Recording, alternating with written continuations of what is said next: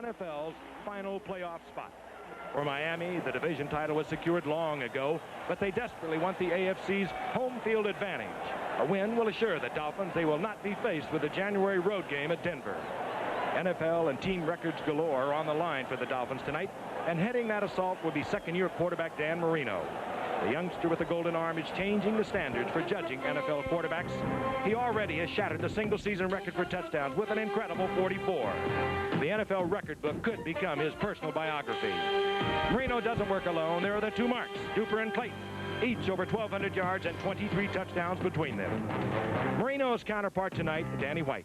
He lost his job at the start of the season, but he's back tonight as the Cowboys are faced with one final opportunity. They know they'll need big moments from White, Tony Dorsett, their revitalized defense, and big play receiver Tony Hill if they are to upset Miami. It began on Labor Day weekend, this 1984 regular season. It ends tonight in the Orange Bowl in Miami with so much on the line. Again, everyone, I'm Frank Gifford, and welcome to a supercharged Orange Bowl. So much on the line tonight. The Dallas Cowboys down to their last chance. They've been to the playoffs 9 consecutive years in a row, and this is it for them. If they don't win tonight, they don't go. Miami, they desperately want that home field advantage. They don't even like to think about going to Denver for a January game. And, of course, other players involved. There are 49 New York Giants, you know, looking on tonight, because should Miami defeat Dallas tonight, then the Giants will be the final wild card choice in the NFL playoffs. And, of course, the coaches. How are they affected? Well, we have two of the greatest here. Don Meredith talked earlier with his former head coach, Tom Landry, the second winningest coach of all time. And O.J. talked with Don Shula, the third winningest coach of all time. Coach, there's been a lot of skepticism that a team that has already clinched its spot in the playoffs can come out and play maximum ball. If that's so, what can a coach do to have his team come out and play? Well, I've just tried to point out how important this ball game is to us for a couple of reasons. We still have the possibility of having the home field for the AFC Championship game, and we want to do everything that we can to get that rather than travel to Denver if they're the team that's in it at the end. Of course, I realize that the Raiders had a little bit of a tough time doing that against Pittsburgh. Pittsburgh played a great ball game and deserved to be in the playoffs by their great win over L.A. But our football team also has to play better. I got to feel better about our team. Our defense has to feel better about the way that they're playing. And we've been struggling some of late, and we want to get back to that good feeling of playing well in all departments. Must situation for the Cowboys to make the playoff. That's an unusual situation. It's unusual for me to be here on the 50-yard line, but I'm here with the coach, so that's why I'm here. Coach, I got a feeling you like these kind of games, that you got to win them. Well, we really do. We have to win this one if we're going to go any further. We're going home and have Christmas and watch everybody else play. So it's a big one for us, and we hope that we play very well. I'm sure you will. I'm also sure you're prepared, and I would imagine that looking over your game plans, you say, hey, this particular unit I'm really proud of. This particular unit I may be a little bit more concerned with. Which one are you proud of, and which one are you most concerned with? Well, we've had a great team this year together doing our job, but we know that our defense has carried us a lot during the season, and this is one that's been doing the best job for us. And offense, we're worried about it because we know that Miami is going to score a lot of points because of their average, and so some way we have to get enough points or we have to slow them down, one or the other. So unlucky to be behind at the end of the game, right? That really is. Good luck to you, Coach.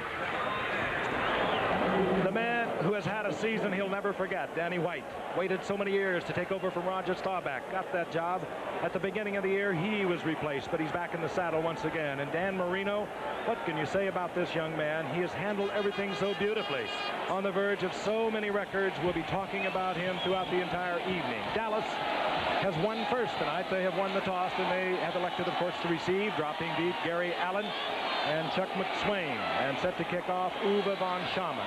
Allen, 31, McSwain, 35. And for just a brief moment before we came on the air, this Orange Bowl was eerily silent. They love this Dolphin football team. It won't be silent all night. Oh, it'll be loud. We're underway from the Orange Bowl in Miami, the Cowboys and the Dolphins, and von Schamann with a prevailing wind blowing from the open end of the end zone, carries it into the end zone, touchback, and Danny White will lead the offensive unit out. Those are his numbers. He did not play in the first 5 games. Replaced an injured Gary Hogaboom and pulled out of New Orleans game 8 weeks ago. Started the next week and beat Indianapolis. Injured his shoulder in the Giants game 6 weeks ago. He missed the next 2 starts, and then he has been the starter since the loss to Buffalo 3 weeks ago. There is the offensive line.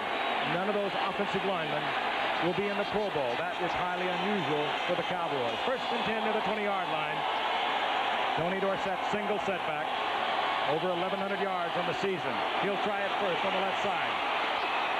And he skips out over the 25-yard line to the 26 for a gain of about 6. It'll be 2nd down and 4 as we look at the defense. The question mark, Bob Baumauer in the middle. Very sore ankle. The linebackers, we weren't altogether sure that Charles Bowser on the outside could go. We'll probably see a lot of Ernie Roan tonight. Don McNeil, healthy once again after missing all of last year, most of this year. He's over in the left corner for the Dolphins. He's an added plus. 2nd down and 4. We'll see a lot of wide receivers. Number 82, Mike Renfro. Number 83, Doug Donnelly. They will alternate much of the evening. And, of course, Timmy Newsom, the starting fullback as of 3 weeks ago. He wears number 30. He'll be in there with Dorsett. On 2nd and 4, Tony Hill. Dallas 1st down out over the 35 to the 37-yard line. And, Don, if they are going to get the big play, Dallas, they are going to look to this man. They should, and they will, I think. Frank, you're going to see Dallas, I think, kind of pull out all the stops. It's pretty easy to say that. That's a pattern that's been in their offense for a number of years, but you're going to see them throwing so many different sets. They feel that both offensively and defensively, what they've really got to do is mix it up, throw everything at them, and go for it. Miami rated 13th in the AFC against the run, 5th against the pass. Their defense has shown many signs of weaknesses over the past few weeks. On 1st and 10, Danny White back. Fires behind Tony Dorsett. Incomplete. It'll be 2nd down and 10. Pressure is coming from Kim Bokamper. O.J., your thoughts on what this young man must do? I feel Tony must have a good game today. As you know, they want to have ball control. They want to keep this Miami high-powered offense off the football field. And normally, if Tony has a good day, the Cowboys win. His longest run from scrimmage, hard to believe, 31 yards for Tony Dorsett. He's had only 2 100-yard games against Philadelphia and Indianapolis. The Cowboys have changed that offensive line almost weekly because of injuries. 2nd down and 10. Dorsett follows Newsom over the left side, and he's out over the 40-yard line. He'll get about 3. It'll be 3rd down and 7. Long yardage passing down for Danny White coming up. Thing that we saw on that pass play before, we were talking about Joe Montana throwing that one so well a week ago, or it seemed like a week ago, Friday. That ball was just thrown behind, and had Tony been able to catch that one, he'd have picked up a good 5 or 6 yards. The receivers for Dallas. The tight end, Doug Cosby, is the leading receiver. That's strange. Dallas has never had a leading receiver that's been a tight end. Tony Hill has 52. Doug Cosby has 55. From the shotgun, White has the time, overthrows his intended receiver out of the backfield, Newsom. And Dallas will punt, and the partisan crowd that will make a tremendous amount of noise tonight already being heard from. Danny White stays on to do the punting. Fulton Walker will drop for Miami. Fine return man. Remember him in the Super Bowl a couple of years ago, setting Super Bowl records for kickoff returns. Danny White averaging a little over 38 yards. Cowboys lead the league in having to punt. Dallas would really like to keep that ball in this first quarter going that way. The wind's going to be in Miami's favor. Kicking into the wind, good kick. Good kick by Danny White into a strong wind. Fulton Walker had to make the fair catch, and that was a tremendous boot by Danny White into that gale. Carried inside the 15-yard line and forced the fair catch by Fulton Walker. Moments from the Orange Bowl. Miami, their first possession, the ball inside their 15-yard line. Sellout crowd of 75,000 plus on hand tonight. Tony Nathan, very versatile single setback now for the Dolphins. And, of course, the great Dan Marino at quarterback. Hardy in motion. And Marino gets a shot off, and it's complete. It goes to Mark Duper, but Marino was really popped. And what Don mentioned before, you get the feeling the Cowboys are going to come with all kinds of blitzes. But Duper gets the first down out near the 40-yard line. They're going to throw everything, but that puts the pressure on these guys back in the backside, because Duper and Clayton are just so good. They've got great hands. You'll notice that most of the time, these guys can look at that hit on, who was that? Is that Hegman? Mike no. Hegman. Yeah, that's Hegman that came through there. First down Miami, 40-yard line. Woody Bennett now at setback. The leading rusher for the Dolphins, wearing number 34. They'll try him over the left side. He's upended, sprawls for about 3. 2nd and 7. Let's meet the offense of the Dolphins. So familiar now. This young man, all kinds of records. He's already set a touchdown single season record of 44. We mentioned that. 59 yards he needs to break Dan Fouts' NFL record for yards in a season. He can, with 256 yards, go over 5,000. No one has ever done that. There is an offensive line. 3 Pro Bowlers in the middle.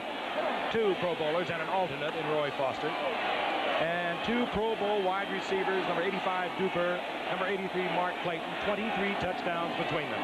They give him a different look there. 2nd and 7. And they're batted away by Ed Too Tall Jones. And he has knocked so many of them away. I think that's 17 or something this year, Frank. That's a career high for him, but they're going for the ball tonight. This is 7 in the last 5 games for Ed Jones. And we'll look at the defensive unit. It starts out with a 4-3. We'll probably see a 4-0 now. That means all the linebackers come out. Thurman, Bates, Albritton come in. Smerrick comes in for Dutton. And Bates and Klingscale move up as linebackers. They're hard-hitting defensive backs. 3rd and 7. 3 wide receivers in. Cephalo joins Duper and Clayton.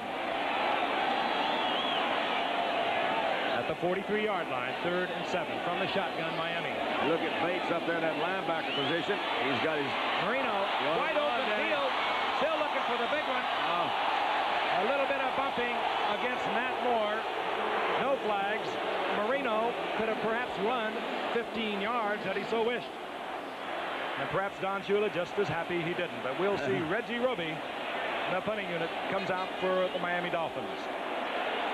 Don Shula, only 1 losing season in 22 years as a head coach. That is truly remarkable.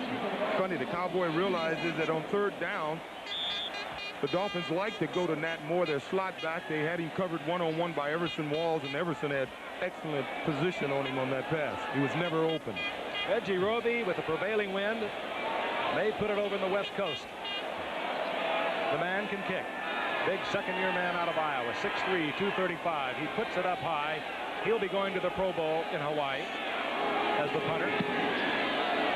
That time, just end over end, and he gets a lot out of it. Fair catch called for, executed. Gary Allen and Dallas will have their second possession. They'll be near their 13-yard line when we return. 45-yard effort by Reggie Roby, high enough to force the fair catch by Gary Allen. That could explain why he has batted away 48 passes over the past 4 years, and he just got a key one a few moments ago against Marino. That was his 15th for the season, which is an all-time high for him for 1 year. The Cowboys' second possession just out over their 12-yard line, 1st down and 10. Dorsett drops into the eye behind Timmy Newsom. Newsom, left side, and the big man with the superb moves and speed gets out to the 19-yard line, picking up almost 7 yards before he's upended by Bowser. Everybody seems to come in with a kind of a similar philosophy to play Miami. We've talked about these statistics before. They try to run on them because they're way down in the league's standing as far as defending against the run, but the reason is they're always so far ahead of everybody. They got to pass. But that doesn't make sense either. I'll tell you why in a minute. All right. 2nd down and 3. Dorsett gets a block by Newsom, but closing out there quickly was Bowser to make the stop just about the line of scrimmage. So it will be 3rd and a long 2. It's surprising that the Dolphins are so rated so low against stopping the run. They were rated 23rd in the league. When you consider that they're ahead so early in football games, you would think that their opponent would be forced to throw the ball to catch up. It's surprising to find out that they have been unable to stop teams from running. In the last 4 games, the Dolphins have given up 537 yards to San Diego, over 400 to the Jets, over 400 to the Raiders. So defensively, they're troubled. 3rd down, short yardage.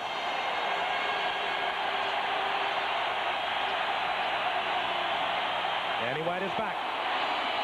Wide open, and bobbling the ball and then collecting the ball was Timmy Newsom, a fine receiver, even as bulky as he is. 6'2" and 232 pounds. A year ago in an overtime game, he pulled it out with a 52-yard touchdown run that brought that game to overtime. He's good out of that backfield. I thought this was even tipped right here early, but it just, nope. There it was bobbled right there. Well, you know, the ball is really waffling down there. There's a lot of wind up here, I guess, since the beginning of the game. It's really blowing around down there. And, of course, Marino, with the stronger arm, will have less problems throwing the ball and cutting the wind. He cuts right through that wind. Dallas, first down, just inside their 28-yard line.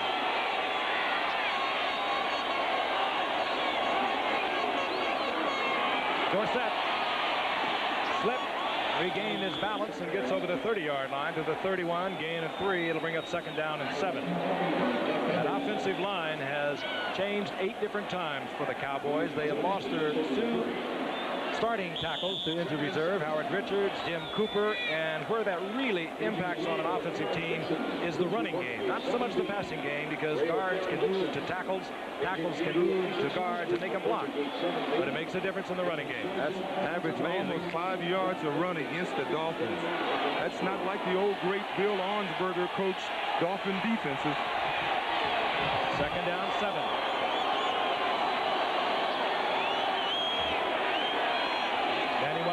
On top and saw the coverage against receiver Mike Renfro was there by William Judson, and he dumps it into the ground. It'll be third down and long. You see a little bit of that on Danny Arm's right arm, kind of an unusual route. Frank, you got the right terminology for it, but he had his arm drained, his elbow drained last week after the game. It's a little like a synovial sac. See there? It fills with fluid. It really is not painful. I played one entire year with it. Yeah, but you were a very tough person. Not painful until they stick that needle in there. Yeah, well, the needle is much more painful than the damage itself. Third down, 7, no score. 9 minutes remaining in the first quarter from the shotgun. White looking for Hill, overthrows. Defensive coverage by Don McNeil, but again, I think that was just the wind that had the impact on that ball. Danny White is not a strong-arm quarterback, not the strong arm, at least, of Dan Marino, and it's going to work heavily against him as he moves into the wind. Colton Walker dropping on 4th down. Neither team has been spectacular in their return units on kickoffs or punts this year, but you know this man is dangerous. Danny White, his first punt. He got off a beauty into that strong wind.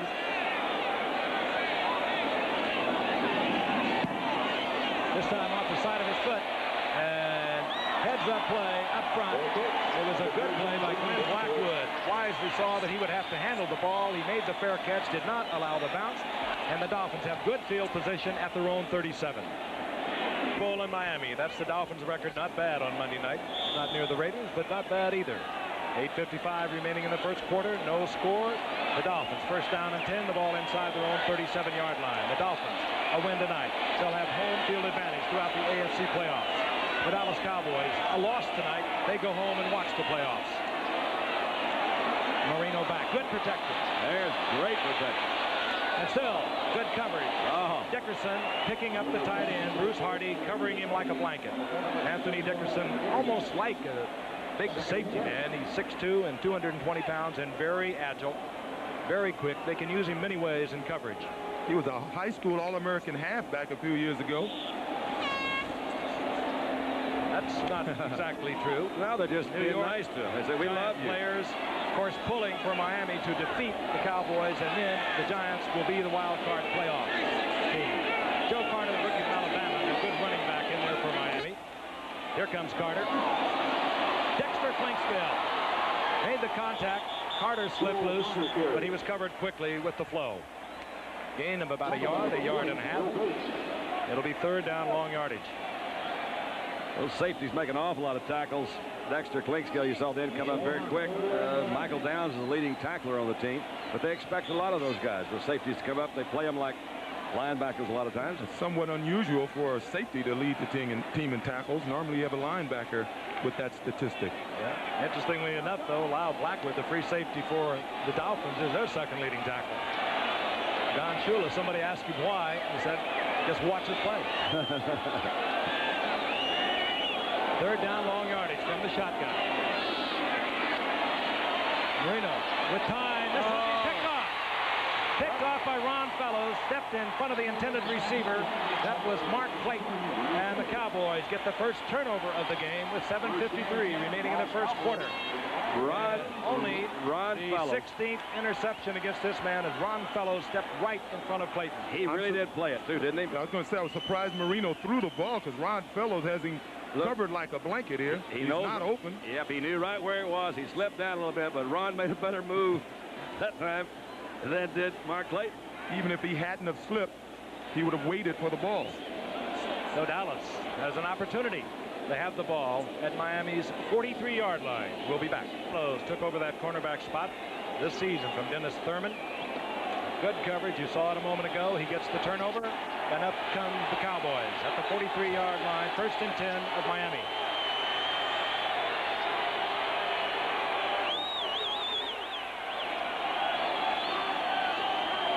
Renfro in motion. Danny White looking for Tony Hill. And they'll mark it up close to a first down. I think he has the yardage for the first near the 32-yard line. Tony Hill will go back to the huddle and tell Danny White, get it down, Danny, get it down. No medicine balls, no medicine balls. Those are rib ticklers. Well, they're trying to mix them up, of course. It's one of those things they kind of expect them to run. He saw that was a play action fake. I expected them to really run, seriously run a little bit. And while I think Dallas thinks that they can. Comment on the interception a moment ago and talking to some of the coaches before the game. They say, you know, particularly that guy, he says, I've never seen a quarterback like Marino who can throw the ball in so many places. It looks like he shouldn't, and his guys always come up catching it. That's Don Strock with the cap on. He is, of course, a many-year veteran, has been around for 11 years, has had some great games in relief, first of Greasy, then of Woodley, and, of course, he has not had to relieve Marino this year. 1st down and 10. The Cowboys moving. Newsom over the left side, and Newsom finds an opening, and he gets up there for about 4 yards near the 27-yard line before Bowser makes the stop. One advantage the Cowboys will have, because they have so many smaller offensive linemen, is that they should be quicker, and they should have a more versatile running game. Those guys can get outside on quick pitches and do, I guess, more exotic blocking combinations inside. 2nd down and 5. Renfro will move in motion. Out to the right side. Up at the top of your screen is Tony Hill. Dorsett. Newsom tried to get the block on Bowser. He got into Bowser, but Bowser was able to move off the block, make the stop, and hold Dorsett to a couple of yards. It'll be 3rd down and 3. Well, on that play, I think it's the surface of this field that stopped Dorsett. He looked like he had gotten around Bowser, and he slipped as he tried to turn upfield. And I've noticed thus far tonight 3 or 4 players slipped. It rained here a little last night, rained here a little this morning. The ball at the 26-yard line. 3rd down, long 3. Getting close to set the end field goal range. Keep in mind a prevailing wind and a strong gusty wind blowing right into the Cowboys.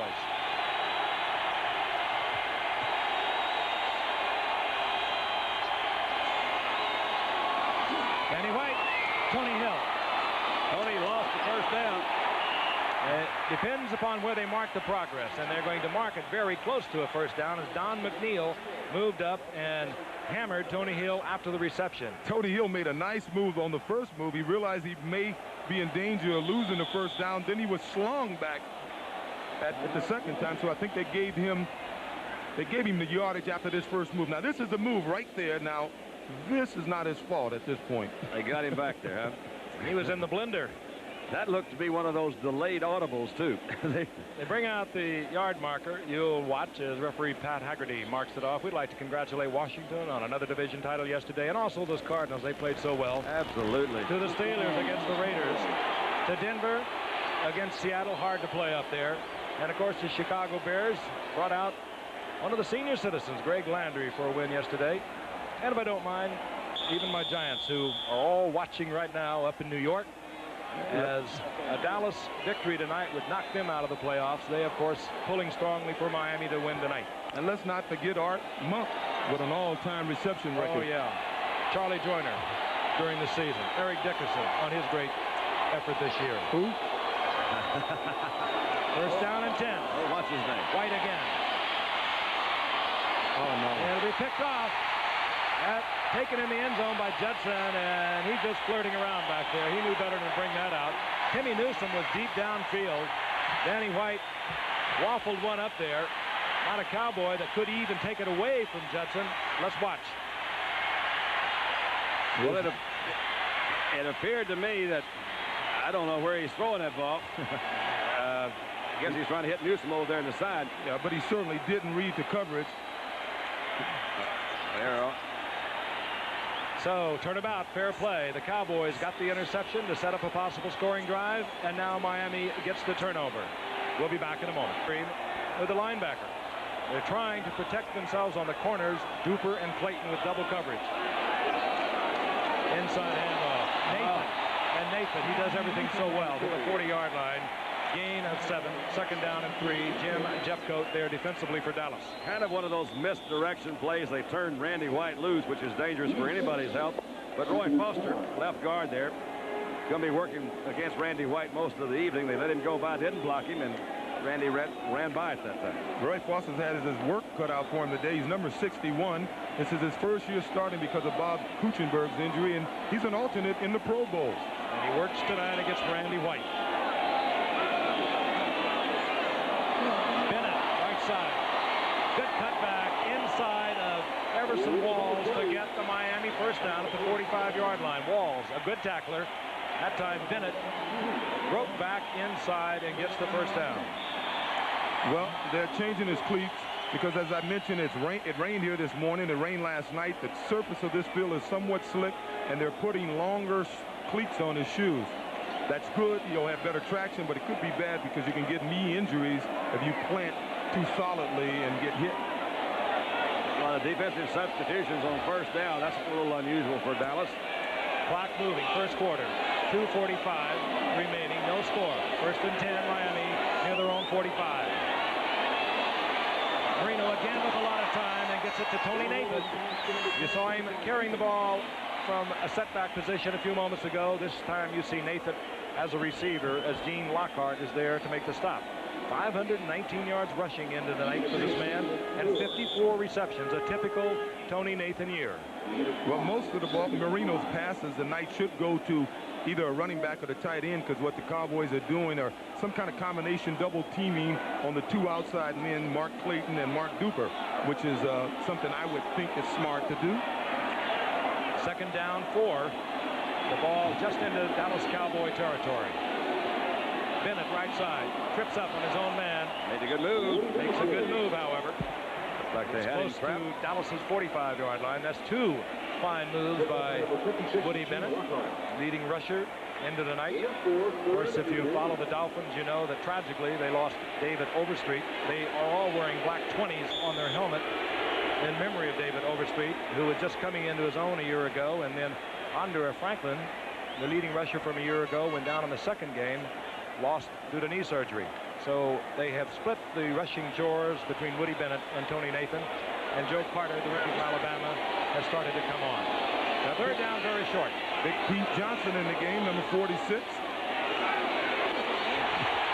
Johnson came from San Diego, 4th game of the season. When Andre Franklin went down, gets the first down for Miami near the 43-yard line of the Dolphins. So we head to the final minute of the first quarter, in which the Cowboys have had to work against a very stiff breeze. No score. That could be a real moral victory, as a matter of fact, for the Cowboys. Look at them coming in again. They're going to throw so many blitzes and stuff. They're trying to confuse Marino, but so far, I think they're waiting till the play is signaled in, and then they change the defensive personnel. nice little chess game going on.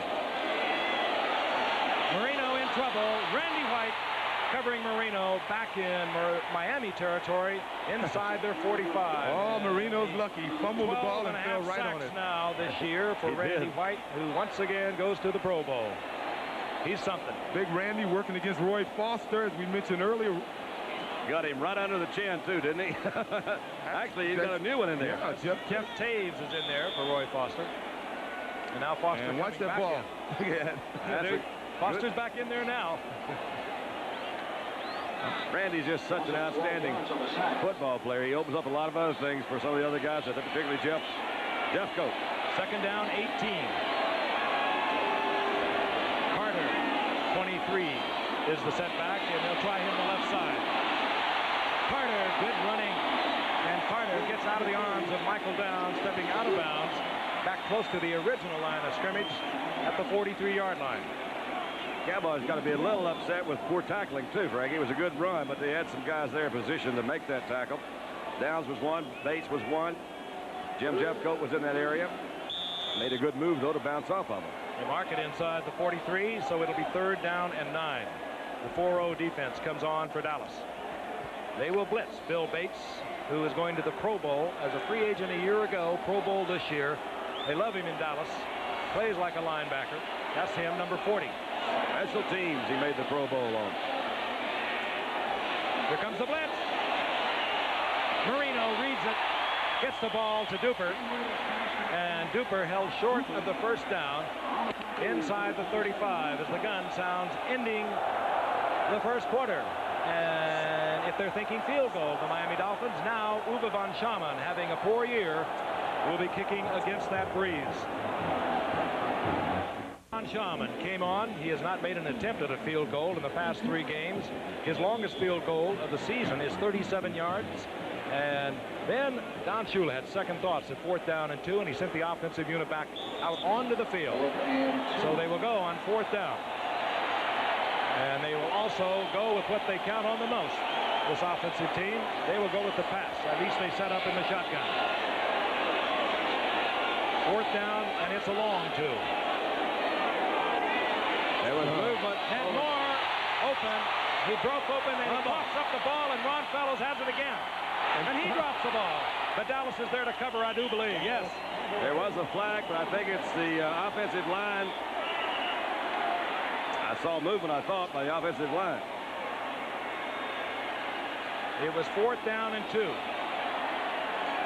Did he fumble that? Moore, I don't think he had control of it. It bopped loose and came into the arms of Ron Fellows. And let's get it sorted out. Here is referee Pat Haggerty. I want to... Here comes Pat. Illegal motion, offense, decline, first down. So we will take a look at that again. We'll look at it at the reverse angle, why we have the camera over there in the first place. You'll see number 89 coming across the middle. He's wide open. He never had control of it. Now he's hit hard by Bates. Fellows picks it up, and it is Fellows' second turnover. Now he'll be hit by Jim Jensen, I believe. Here he comes, number 11. Multi-talented, and he knocked it out. And he sweeps it out of the arms, but the Cowboys cover. They have a first down. They have the wind. They're inside the 40-yard line.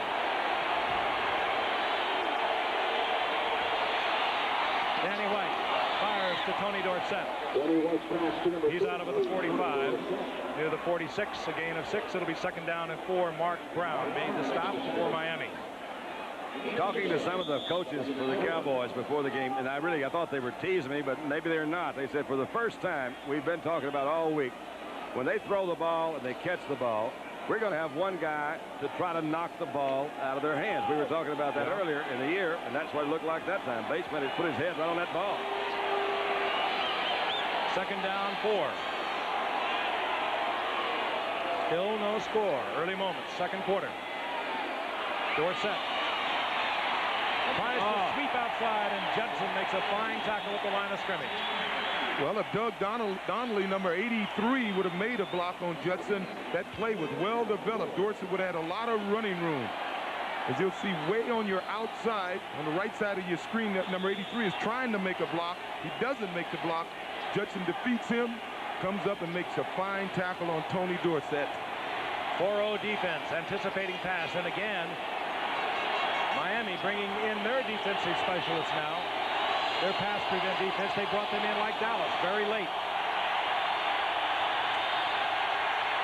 Listen to the crowd. Danny White gets away from Bocamper, stumbles, gets away again, and he is really hammered. Danny White, slow, getting up. He got away from Bocamper initially, and then he really got hit.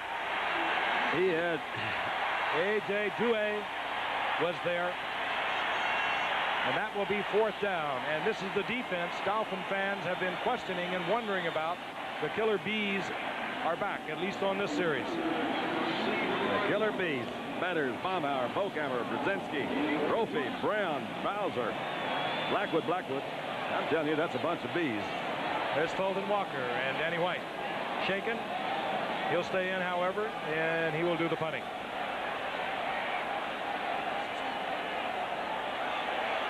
Danny White has on occasion run the football. I don't think we'll look for it on this one. What a nice kick, though. And takes a Miami bound into the end zone for the touchback. So Miami will have their football back at the 20-yard line following a 54-yard punt into the end zone by Danny White. We'll be right back. One record is in total jeopardy because Marino has tied the record set by Danny Fouts back in 1981 of 4,802 yards. He'll exceed that considerably, barring something unforeseen tonight. And of course, there are other records to come. He's thrown for 400 yards 4 times this season. That's an amazing stat to me. 1st down and 10, Miami at the 20-yard line. Boone. Nathan for a couple of yards. It'll be 2nd down and 8. ABC's Wide World of Sports this Saturday, 1984, the year in review. ABC's Wide World of Sports will be moving to its new time period. Now, that'll be 4:30 Eastern and Pacific, 3:30 Central. You'll take a look back at the dramatic and very emotional year in the sporting world from Sarajevo to Los Angeles, from the Kentucky Derby to the Indianapolis 500. And you can share it all in a special 2-hour presentation this Saturday with us on ABC's Wide World of Sports. Again, that special time, 4:30 Eastern Pacific, 3:30 Central. 2nd down and 8, Miami. Joe Carter, single setback. That was intended to be a fake reverse, and forget it. Deep penetration. Play scale. Took away all the fake. Jim Jeffcoat was in there. And so, too, was Big John Dutton. Jim Jeffcoat really has come on in the last few weeks. #1 draft pick a year ago from Arizona State. Loss of 3. It'll be 3rd down 13 as we look at the numbers from the first quarter, and you would expect 2 explosive offensive teams. Certainly Miami to put something on the scoreboard. If you have just joined us, such is not the case in the game. That means everything to Dallas. If they lose tonight, they'll watch the playoffs at home, and the Giants will become an NFC wild card. The Dolphins, they think it's very important to have the home field advantage throughout the playoffs. If they win tonight, they'll have it. Look out, Danny. Marino, and wide open downfield is Nat Moore.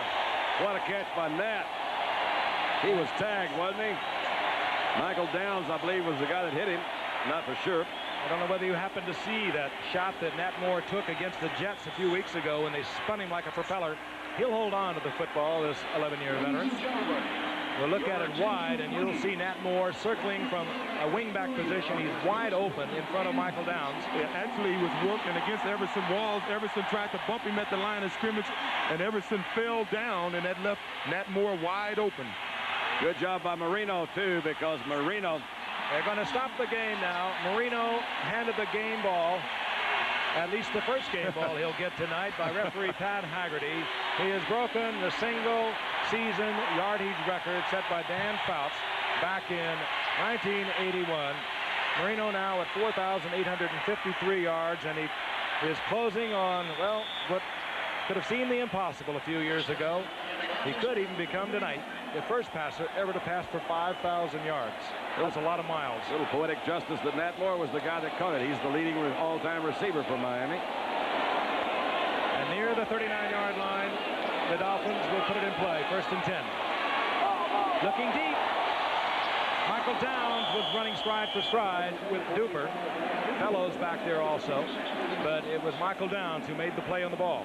I've got a feeling that's the kind of pass that Coach Landry was talking about before the game that Marino will just throw anyway. Now, he had Duper look like he was open, but down they run a zone. So all he had to do is play that center field and come over and cover it. He had a better chance, or certainly as good a chance to catch it as did the Dolphin receiver. Well, what they're doing is spreading out this Cowboy defense. I noticed on that play that Dan Johnson had defeated Mike Hickman coming across the middle, and I think they're just opening up these Cowboys. Second and long. The Cowboys love to blitz. They love to bring everyone on second and long. Tom Landry always has. They play it straight. Nathan over the left side, and they will stay in passing yardage situation. Good recognition by Lockhart. Down in 7. Lockhart, the young middle linebacker for Dallas, and Jeffco, Jim Jeffco, both good recognition, came back in, filled the hole. The Cowboys have had 25 sacks over the past 3 games. A lot of that attributed to one of the great Hall of Famers, Ernie Stoutner, Don, who's taken over much of the defensive duties that he had been sharing. He really has. Talk about it again just in a moment, but he has done some new things there, and they've paid off for him the last few weeks. Dallas in their 4-0 defense. Here it comes, and Marino reads it. And almost taking the ball from Clayton was Ron Fellows. He's already had 1 interception. Now, I'll tell you, when that kind of blitz is on, Fellows has got to be full of butterflies in the stomach, because he knows he has no help from anyone. Mark Clayton made a heck of a play here to get this ball away from Fellows, who caught it right there, but look at Clayton come through and strip him. Meanwhile, there's a flag in the backfield. And could have been roughing the passer back there. Here's Pat Haggerty. Personal foul. Roughing the passer. Number 40. Defense. First down. Did not see it. Bill Bates, tough little special teams player. Went for the head. Tried to pull away. I'm innocent, he said. That's a very close call. That is a very close call. He was in the air when the guy let the ball go. If he was pumping, he would have come down on him. well, that's amazing. Maybe he shouldn't have hit him in the helmet. Is at Dallas's 43-yard line. Still no score. Second quarter, 9:57 remaining in the half. That was a big one because it was a third down play, wasn't it? Yes, it was. Marino. Ooh, but you saw Marino at his finest. He didn't have that ball even cocked. He just released it to Mark Clayton on a pass that should have been caught. You were talking about Ernie Stoutner a moment ago, Frank, and I think Ernie is very deserving of the defensive play, particularly the last few weeks. What they've kind of done, you know, Dallas has been known as for the flex defense, very staid in their ways. They play offensive formations. Tom's kind of turned him loose, and each week he puts in at least one new blitz. They've started opening that thing up and going for it. They don't feel like they got the kind of guys who can stay there and play that same old defense. Whoops. No flag. Bennett tries to get outside, moving over the right side, but apparently Jim Jeffcoat, I believe it was able to get back, and there will be a pickup of about 1.5 yards. Another good play by Ron Fellows there, O.J. He came up again from that position. They ask an awful lot of the secondary. They've been burned an awful lot through the years, particularly the cornerbacks. But you saw Ron covering Clayton deep. And the next play, he's up, makes a tackle about 2 yards past the line of scrimmage. Well, they were. Excuse me, Frank. Go ahead. Third down and 8. Again, the passing situation. And again, a down on which the Cowboys have been blitzing tonight. And they have Bates up at the line of scrimmage and Clinkscale. Marino again under pressure, but he gets it to Clayton. Oh, does he? There he goes. 60 touchdown reception for Mark Clayton. What a job. 41 yards, and Marino right on stride with Clayton. And this 8th-round draft pick from last year only had 6 receptions a year ago. He has just scored his 16th touchdown. He only needs one more to tie a record held by Don Hudson. Does a good job here again. You see him give him a good outside move, beat him inside. You saw him drop a ball earlier, and that's because he was trying to run before he caught it. And I think he's just about the best runner with the ball under the defense as any player playing the game today. He can catch it underneath the defense and run by the guys. No question. He was a tremendous punt returner a year ago. That's why they didn't use him. Only 6 receptions a year ago. He beat Victor Scott, the rookie defensive back out of Colorado.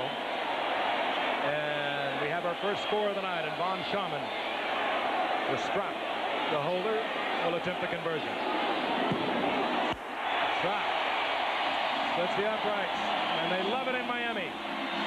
8:59 remaining in the first half, and the Dolphins are on top, 7-0. Clayton, 16th touchdown reception.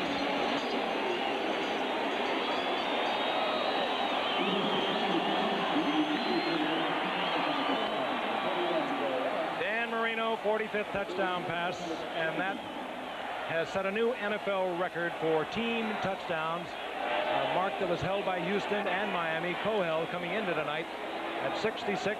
Houston setting that mark back in 61. It is now the sole possession of Miami at 67 touchdowns for the season.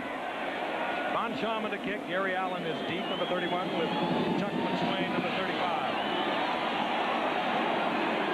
Gary Allen from the 5-yard line. And Allen runs smartly out over the 25 to the 27-yard line. And let's take a look at the scoring drive. And on a third down and passing situation, you'll see the yellow line that indicates roughing the passer. Bill Bates caught there. That gave new life to the Miami drive at the 43-yard line of Dallas. We'll be back in the Orange Bowl in a moment. Dallas Cowboys now down 7-0. Again, a loss tonight. They'll watch the playoffs for the first time in 10 years. 1st and 10 from their own 25-yard line, Dallas. Danny White throws a lateral, and unless he was ruled in the grass, the ball will be marked back there. Doug Betters had a hold of Danny White.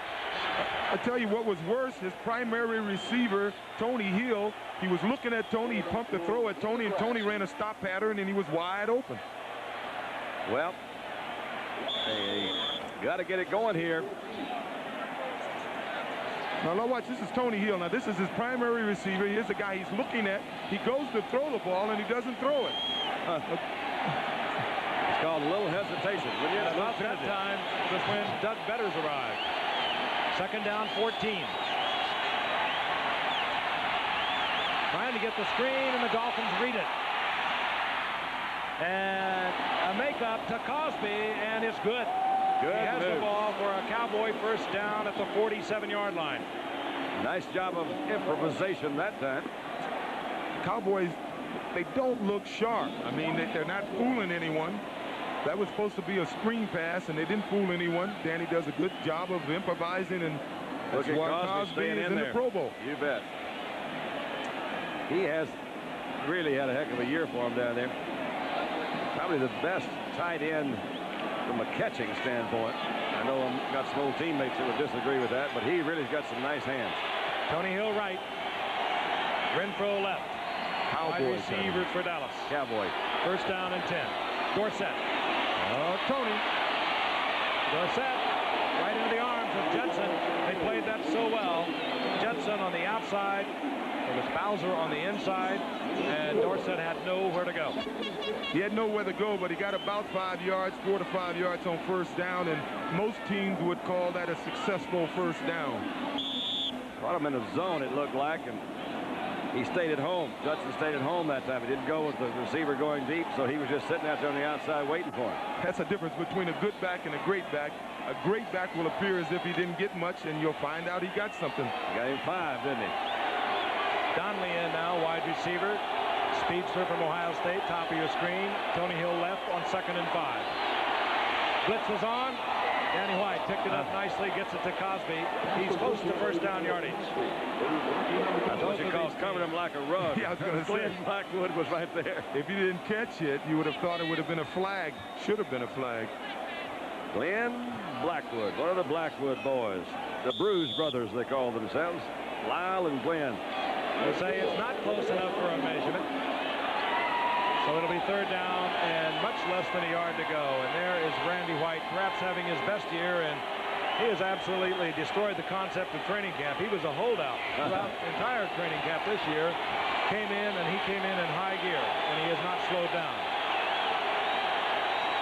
3rd and perhaps a foot. This is Newsom.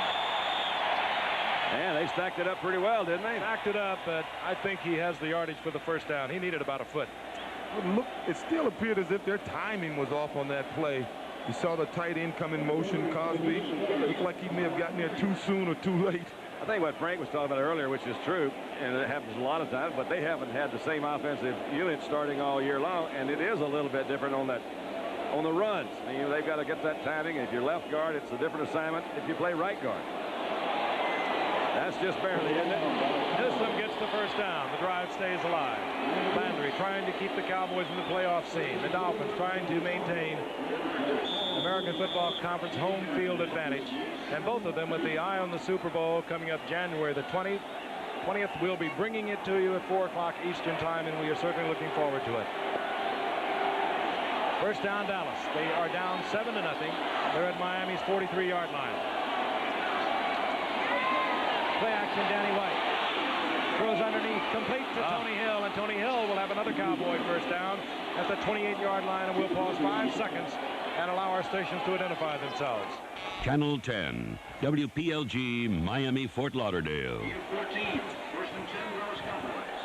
A shootout between the Dallas Cowboys and the Miami Dolphins from the Orange Bowl in Miami. The Dolphins leading on a Dan Marino 41-yard touchdown pass to Mark Clayton.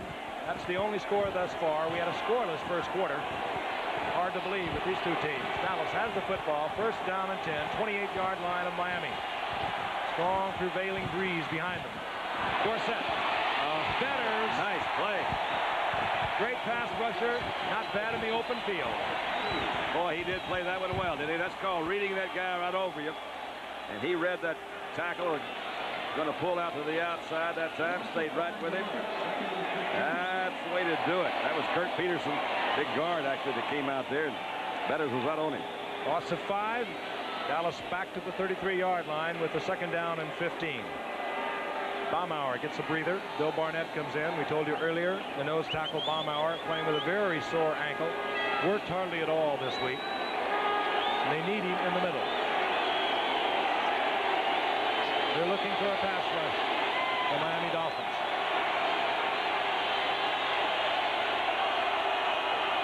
Crosby in motion. Danny White in trouble, and down goes Danny White. Mark Brown on the blitz. The linebacker coming in. Now the loss all the way back near the 45-yard line. So it will be third down, extremely long yardage.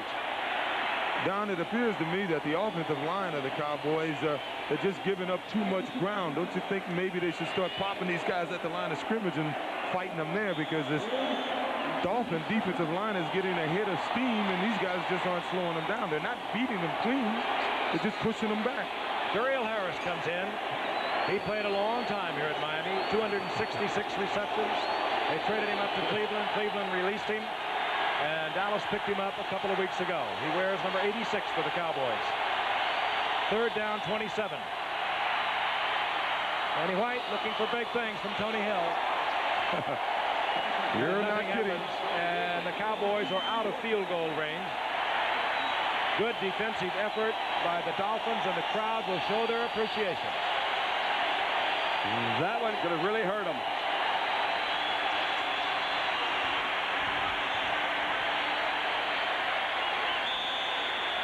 4:06 remaining in the half. Danny White stays on. Fulton Walker will drop back and guess with Danny.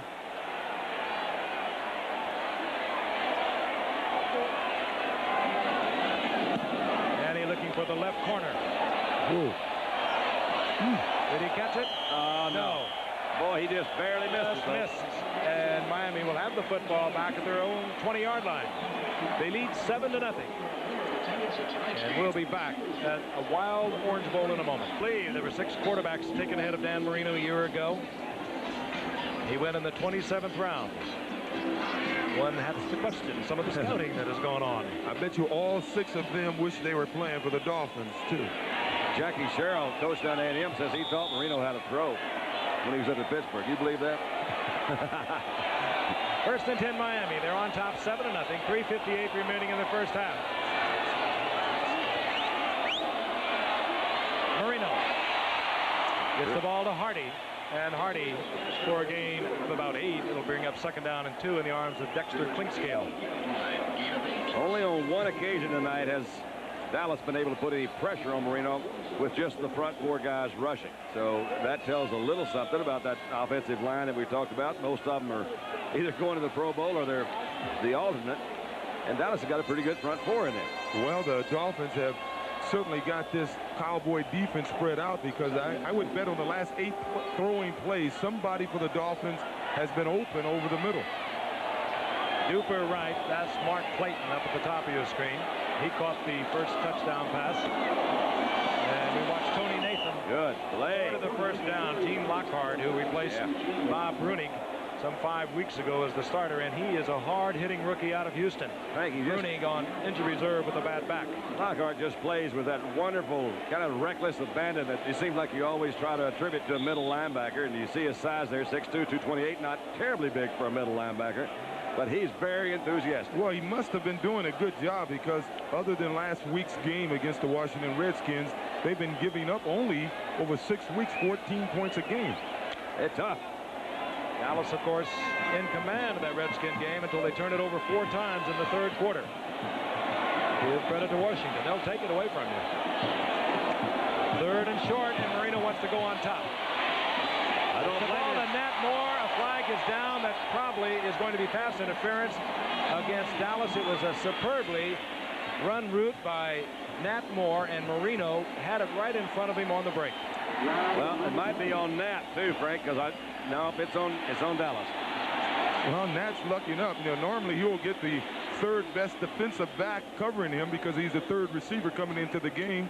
On that play, he had Everson Walls, who's... We have defensive holding, number 47, declined, first down. He makes a move on Clinkscale, O.J., and Clinkscale could do nothing but try and grab him and prevent it. He did, and watch who he defeats after that. It was Everson Walls he was able to defeat and catch the ball, and he's doing a super job for a guy who claims he's going to retire when the season is over. But once again, they were over the middle. You mentioned that a while ago. The middle seems to be pretty open. The first down is at the 48-yard line. Miami with 2:19 remaining in the first half, leading 7-0. They have 3 timeouts remaining, and they can work with the 2-minute warning. Tony Nathan. Tony Nathan trying to get to the outside, and the rookie from Washington, Vince Allquitten, slowed him at the line of scrimmage, and the pursuit took him at the first down marker. That was Bill Bates that came running across like the wild man. The 2-minute warning is announced to both benches. We'll be back with the final 2 minutes of the first half in a moment. Ball. 2 minutes remaining in the first half. The Dolphins on top 7-0, and the Dolphins with the football at the 48-yard line. 2nd down and 10. Reminder, coming up at halftime, Jim Lampley will have highlights from yesterday, and we'll take an in-depth look at the playoff picture. Both of these teams are certainly involved. The Dolphins have clinched a long time ago. They have a 13-2 record, losing only to the Raiders of San Diego. Dallas, they lose tonight. Well, it's home for Dallas for the holidays, and they'll watch the others, and they haven't done that only 1 time out of 18 years. 2nd down and 10. Marino rifles a shot to Nathan. He releases it so quick. 8-yard pickup near the 44-yard line of Dallas. Nice little protective cup for him to work in there. They're really getting to the outside. He can stand still and throw. Dolphins with 3 timeouts, but they will go with their 2-minute offense. He doesn't want to kill the clock. He's looking for a completion. He tried to squeeze one in. Let's go now to Jim Lampley. All right, Frank, very quickly, one NFL story. First-year Minnesota Viking coach Les Steckel was fired today along with his entire staff. Move not entirely unexpected. The Vikings finished the 3-13 season with 6 losses in a row, gave up 484 points to set a league record in that category. And to put it as politely as possible, in recent weeks, some of Steckel's players didn't seem to be risking their bodies in the way necessary to win in this league. So tonight, 1 year after the retirement of Bud Grant, proud franchise with a glorious history, is starting over, Frank. That's Steckel. You get the feeling, if you know the young man, he'll be back. There's Gary Allen on 4th down. Reggie Roby will kick against a stiff breeze.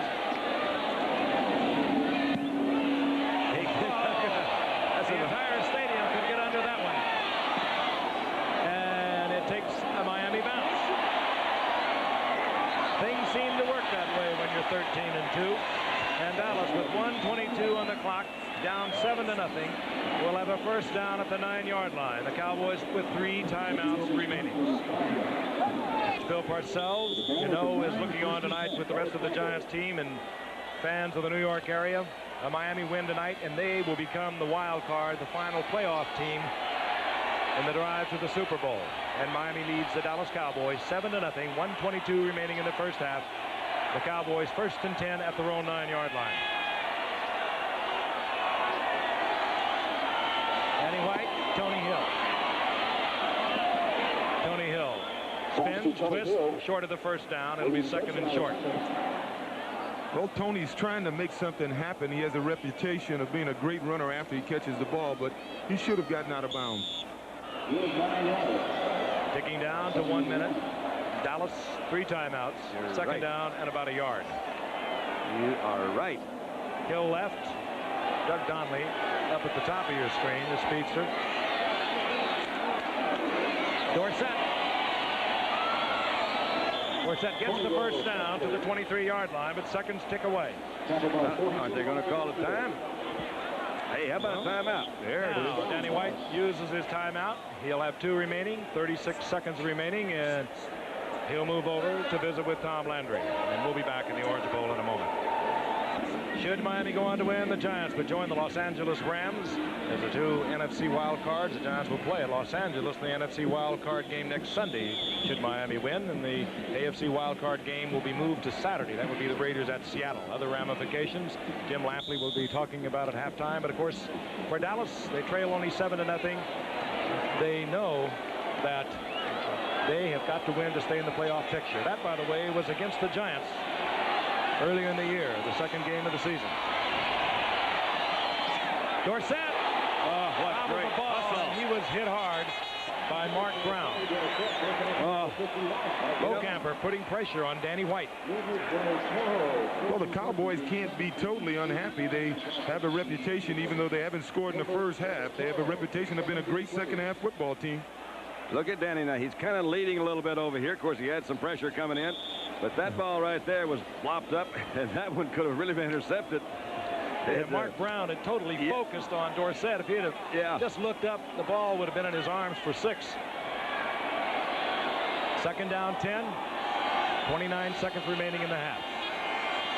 Going to run a little draw here. Draw play. That's Springs. Springs gets about 6. Hardly enough, as Dallas will have to use another timeout.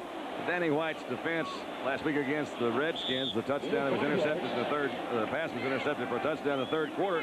Really, Donnelly ran a wrong route. They did not call timeout. He wants it to go to the half. They have 2 timeouts remaining, and they've let a lot of time run off. And then throw a short pass. Well, the Giants, the game plan is to stay close. The Giants have got one back. That's the end of the first half. Miami on top 7-0. Stick around. Jim Lampley will have halftime highlights when we come back. The Steelers took the field in Los Angeles knowing that Cincinnati had already won, that they'd have to win to make the playoffs. Then they beat the Raiders for the first time in 7 games, stretching almost over 9 full years. They made Mark Wilson ineffective. This Donnie Shell interception in the end zone before halftime preserved the 3-0 Pittsburgh lead. First of 2 key plays in the game for Shell. The other came with 2.5 minutes left. The Raiders rallying under Jim Plunkett in relief of Wilson. The rush on Plunkett, again, number 31 with the football. That preserved the 13-7 Pittsburgh victory. Sources in the Raider front office.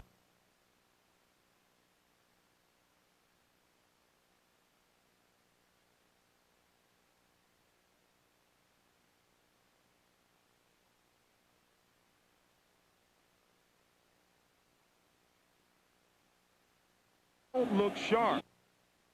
No. Boy, he just barely missed it. Missed. And Miami will have the foot.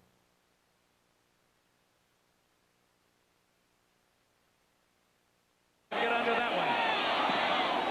And Playoffs, well, the San Francisco part of the Cowboys. Number 23.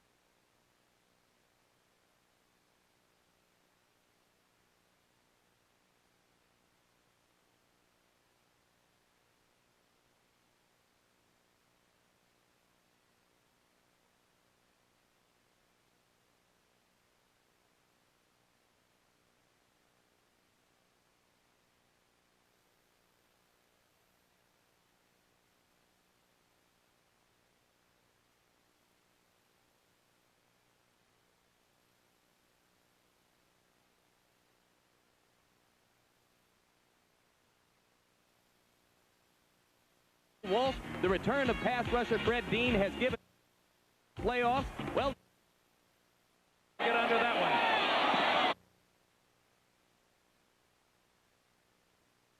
he's starting over, Frank. That's Steckel. You get the feeling, if you know the young man, he'll be back. There's Gary Allen on 4th down. Don't look sharp. I mean, they're not fooling anyone. That was supposed to be a...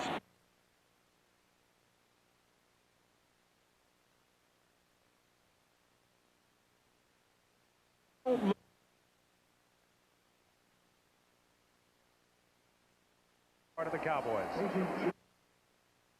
Record 6.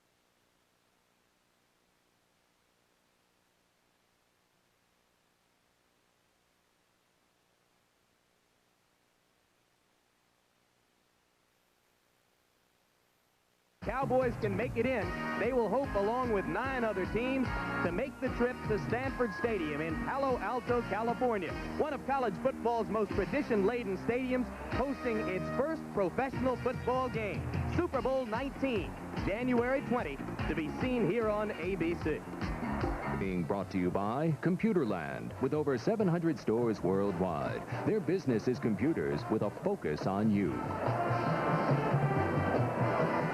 In just a matter of minutes, the second half will begin here in Miami. The Dolphins on top of Dallas 7-0. The one touchdown in the first half was a 41-yard pass from Dan Marino to Mark Clayton with about 9 minutes left in the second period. Marino's 45th touchdown pass of the year. Clayton's 16th touchdown reception. The NFL record is 17. The great downfield block by number 89, Matt Moore, on Dexter Klingscale, escorted Clayton into the end zone for that touchdown, which made it 7-0 Miami. Again, the playoff implications of this ball game: if Miami is able to win the football game, then the Dolphins will secure the home field advantage throughout the AFC playoffs. If they lose, they may find themselves playing the conference championship game in Denver, where the Broncos are 7-1 this year, on January 6th. If the Cowboys win, NFC wildcard game, Rams at Dallas. If the Cowboys lose, the New York Giants will make it into the playoffs and will play the Rams in Anaheim in the wildcard game.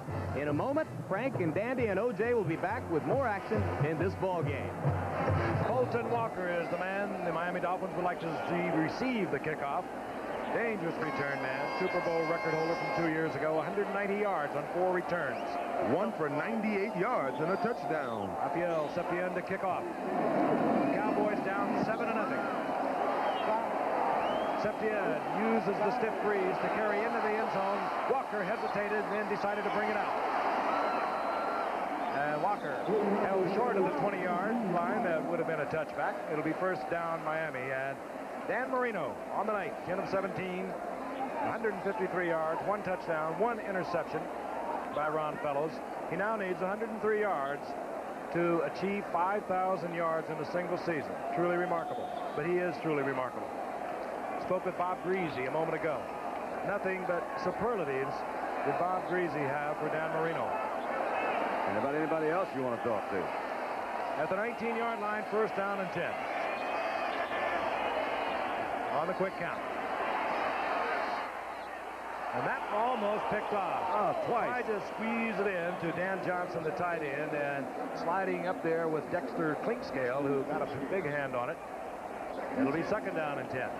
And Harrison Walls actually almost had a shot at it after it bounced in the air, it looked like. That's all right, Danny. Loosen up. I noticed those Cowboys played those receivers very tough inside out, and I guess they're going to try to make an adjustment and not let these Miami Dolphins receivers get open over the middle.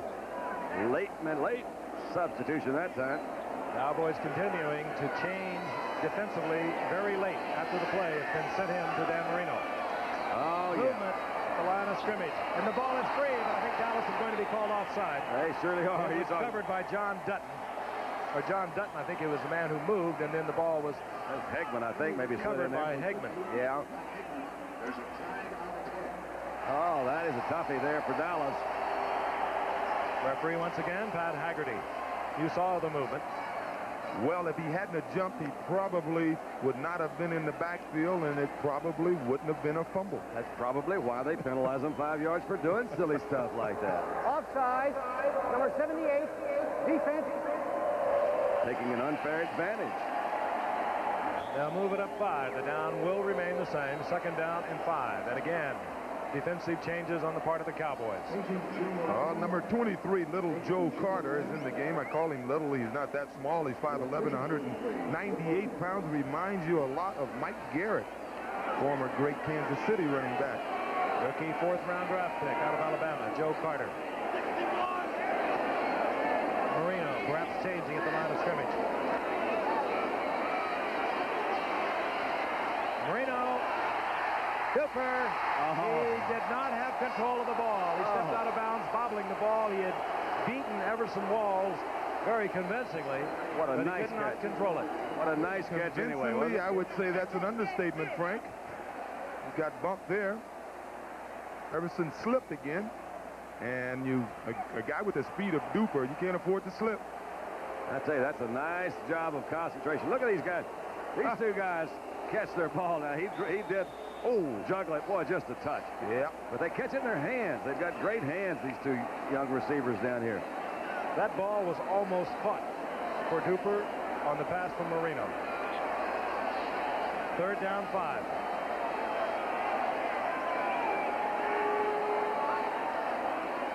From the shotgun, Marino with the quick release. Fires, and it gets to Duper in time. Even though Marino was under tremendous pressure, it'll be a Miami Dolphins first down. Give him a lot of credit for holding on to that one, too. Duper's an awfully fine receiver. Yeah, these two guys came in here tonight. Duper with 67 receptions, 1,249 yards into the night. And on the other side, Clayton had come into tonight with 69 receptions. And both of them averaging over 18 yards. And, of course, Clayton has been responsible for the only score of the game, a 41-yard touchdown pass from Dan Marino. That was his 16th of the season. But they truly are remarkable. Both of them 5'9". First and 10. Marino looking big for Clayton. Flag goes down. There was bumping. And this is Everson Walls. Well, from what I can see, both guys, their body bumped, but Clayton's arm came out on Everson Walls. It'd be interesting to see what the officials call. It is stride for stride. Here's Pat Haggerty, and it's going to work against the Cowboys, as it so often does in a pushing match with receivers. You can't make contact with that receiver after 5 yards downfield. And here Walls with the right hand, warding off Clayton. Again, a very close call. I'm telling you. What can you do if you're a defensive back? I have not been able to figure it out in 15 years for sure. Well, what did he do? What did he do? I don't know. He did about as good as he, well, at the last minute there he made, but he was going for the ball. He has the same right as the other guy to go for the ball, and he caught it. Another Miami record. They have now broken San Diego's first down record set back in 1981. Who keeps all these things, I wonder? OJ. First down Miami, 39-yard line of Dallas. Marino Marino. Checked upfield. Gets it back out on the flat. Goes to Nathan. Bill Bates in on that stop as Nathan gets inside the 35 for a gain of 4. Let's take a look at the stats from the first quarter, and we'll dissolve to the first half. Time of possession equal there. The only differential was a 7-point differential, and that was Marino to Clayton, 41 yards out. But Miami starting to pile up the yardage. Well, I tell you, the big play in the first half was a roughing the quarterback call. That's right. That went against Dallas, and that call against Everson Walls may be the biggest play of the second half. Early moments of the third quarter, Miami leading 7-0. They have a second down and 6. The ball inside the 35 of Dallas. Marino again, quick release. Nathan once again. Nathan breaking tackles inside the 20. Nice job. In the arms of Everson Walls. First down, Miami. That play was made possible by Dwight Stevenson. He did a super job of snapping the ball and getting to his left side and blocking the blitzing linebacker coming from outside. They kill you with this man, Tony Nathan. You double cover on the outside, Duper and Clayton. You have to take Dan Johnson, the tight end, and cover him with the linebacker. The Cowboys can do that with Dickerson, but somebody has got to pick up Nathan, who worked so well out of the backfield. Somebody has got to get to Dan Marino. They don't have a chance. Sacked him one time tonight. At the 19-yard line, 1st and 10, Miami. Clayton splits right. Duper, top of your screen. Marino with a lot of time. That almost picked off. It was intended for Dan Johnson, and Mike Hageman had his hands on it for a moment. Have you noticed that all the near interceptions have been thrown to the right side, and that could have something to do with Ed Too Tall Jones and John Dutton. You know, Ed Too Tall is 6'9", Dutton is 6'7", and it's got to be tough trying to throw over or around that height. Tony Nathan comes back in. Second down, long yardage. Down the Cowboys frequently blitz on. Danny White struggled through the first half of this game. He did not throw the ball. He did not throw it crisply. Interesting decision coming up. On 2nd and 10. Oh, they're doing a job on Randy White. 3 guys there. Trying to get it into the end zone. Intended for Nathan. There was bumping, but no flag. It'll be 3rd down and 10. Had 3 guys assigned to Randy White that time. They kept him off, too. So if you can afford to use 3 guys, that means somebody else got to put a bit more pressure on there. Either a Jones or a Smerick or Jeffcoat, somebody else. You can't take 3 guys and block one. Don Shula has won a shared first place in this AFC East 12 of 15 years. Been to 4 Super Bowls with Miami, 1 with Baltimore, and now Miami has set another record. They moved ahead of San Diego's team record in 1981 in total yards. The old record, 67-44. They are now at 67-56.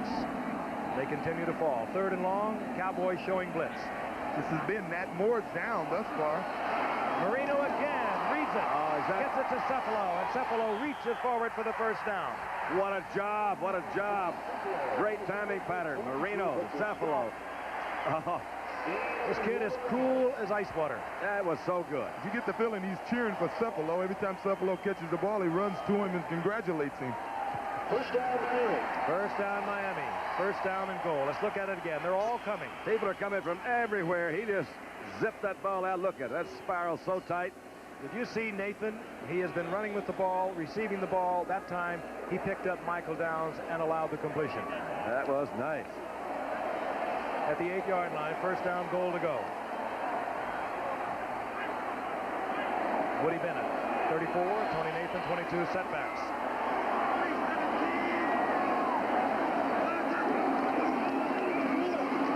Nathan. Oh, you have to like Nathan. What a nice play. Not publicized like maybe the Claytons, the Dupers, the Marinos. But he has been doing this for 6 years. Maybe it's a little too early to speculate, but let's assume that Miami does score here. They go down 14-0. If the quarterback decision is going to be made for next year, there's been a quarterback controversy since training camp there. One would wonder, would you come in with Hogabut? If you do, then that pretty well puts Danny White on the trade block. If you leave Danny White in there, that's telling Hogabut something, I would guess. No matter what the change or not, Don, somebody's probably going to have to go. Somebody's got to go as right. I just wonder. Second and goal, there's a mix-up and a flag goes down. Marino trying to get it to Big Pete Johnson. You know, Frank, it's such a tough position, as we know, because you're in the public eye playing quarterback, and Dallas has had some trouble, and they started the season with Hogaboom. We did the game out in L.A. He did really quite well. Stumbled, threw a lot of interceptions. But no matter what, this guy, somebody's got to get the team going. They've got to put a little spark in there.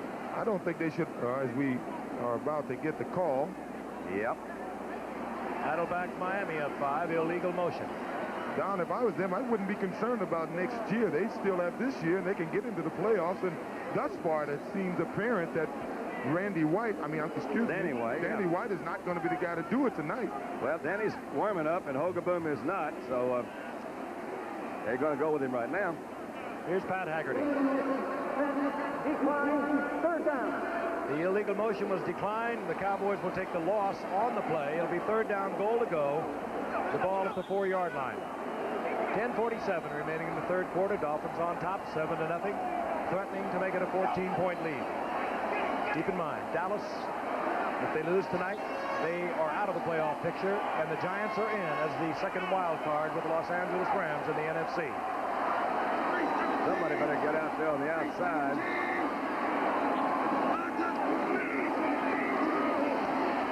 Yeah. Complete.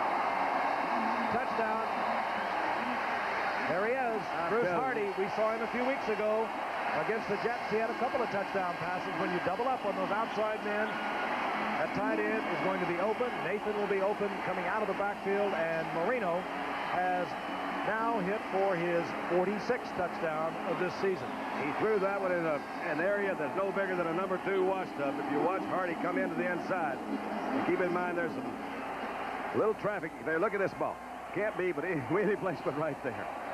What a nice throw. Marino now 193 yards and 15 completions, a couple of touchdowns, 1 interception. Von Schaumann. The Cowboys now have found themselves in a very tough position. They're 14 down with 10:43 remaining in the third quarter. A loss tonight, they'll watch it all at home. It's a festive time here in the Orange Bowl with 10:43 remaining in this game between Miami and Dallas in the third quarter, that is. Miami has moved on top 14-0. They're set to kick off. Von Schaumann, a quick look at Gary Allen, 31. Chuck McSwain, 35.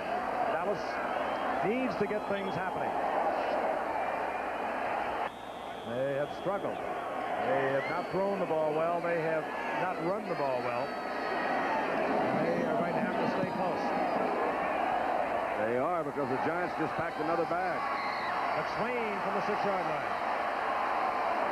Breaks out to the 25, where it'll be first down and 10. I remind you, college football excitement continuing on ABC with the Gator Bowl on December the 28th. The 7th-ranked South Carolina at 10-1 takes on 9th-ranked Oklahoma State at 9-2. And then on January 1st, the Sugar Bowl featuring number 4-ranked Nebraska against 12th-ranked LSU. Both games will be seen live at 8 o'clock Eastern here on ABC. And when you think of LSU, you think of Bill Arnsparger, who used to coach the defense for so many years here at Miami. His first year at LSU, he's in the Sugar Bowl. And will be joining him. First down and 10. Cowboys at the 25-yard line. Dorsett, single setback. White, a lot of time. Gets to Dorsett. Puts a lot of moves on Bowser. Squeaks a yard out of it, but Bowser makes the open field tackle. Gain of a couple. It'll be second down and 8. Take a look at the scoring drive, and again, keep in mind that long pass interference call. That one little black mark you see between the 30 and the 20 there was that pass that he threw to Cephalo. And that was as well as he can throw. And of course, the other one, when Nathan fumbled way back at the 40-yard line, and Dallas was penalized. On second and 8, Dorsett breaks back against the grain out of the 30 to the 32, a gain of 4. It'll bring up third down and 3. One name you haven't heard much of tonight is number 28 for Miami, Don McNeil. Now, when Don is healthy, he's one of the best cornerbacks in football, and when he's in this Miami Dolphins secondary, they're a different defensive unit because he can play a man one-on-one, and the other 3 defensive backs can run combinations on the other guys, and they're a much better defensive unit when Don McNeil is in the game. 3rd down and 3, Dallas. The ball at their own 32-yard line. James Jones, 23, in as a setback for Dallas.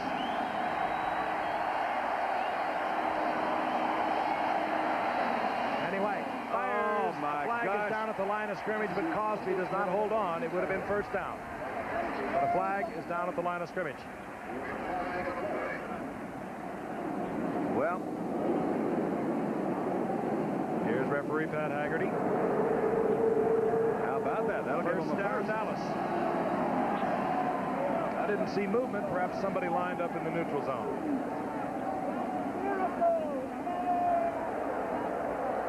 Number 77, defense, lining up in the neutral zone.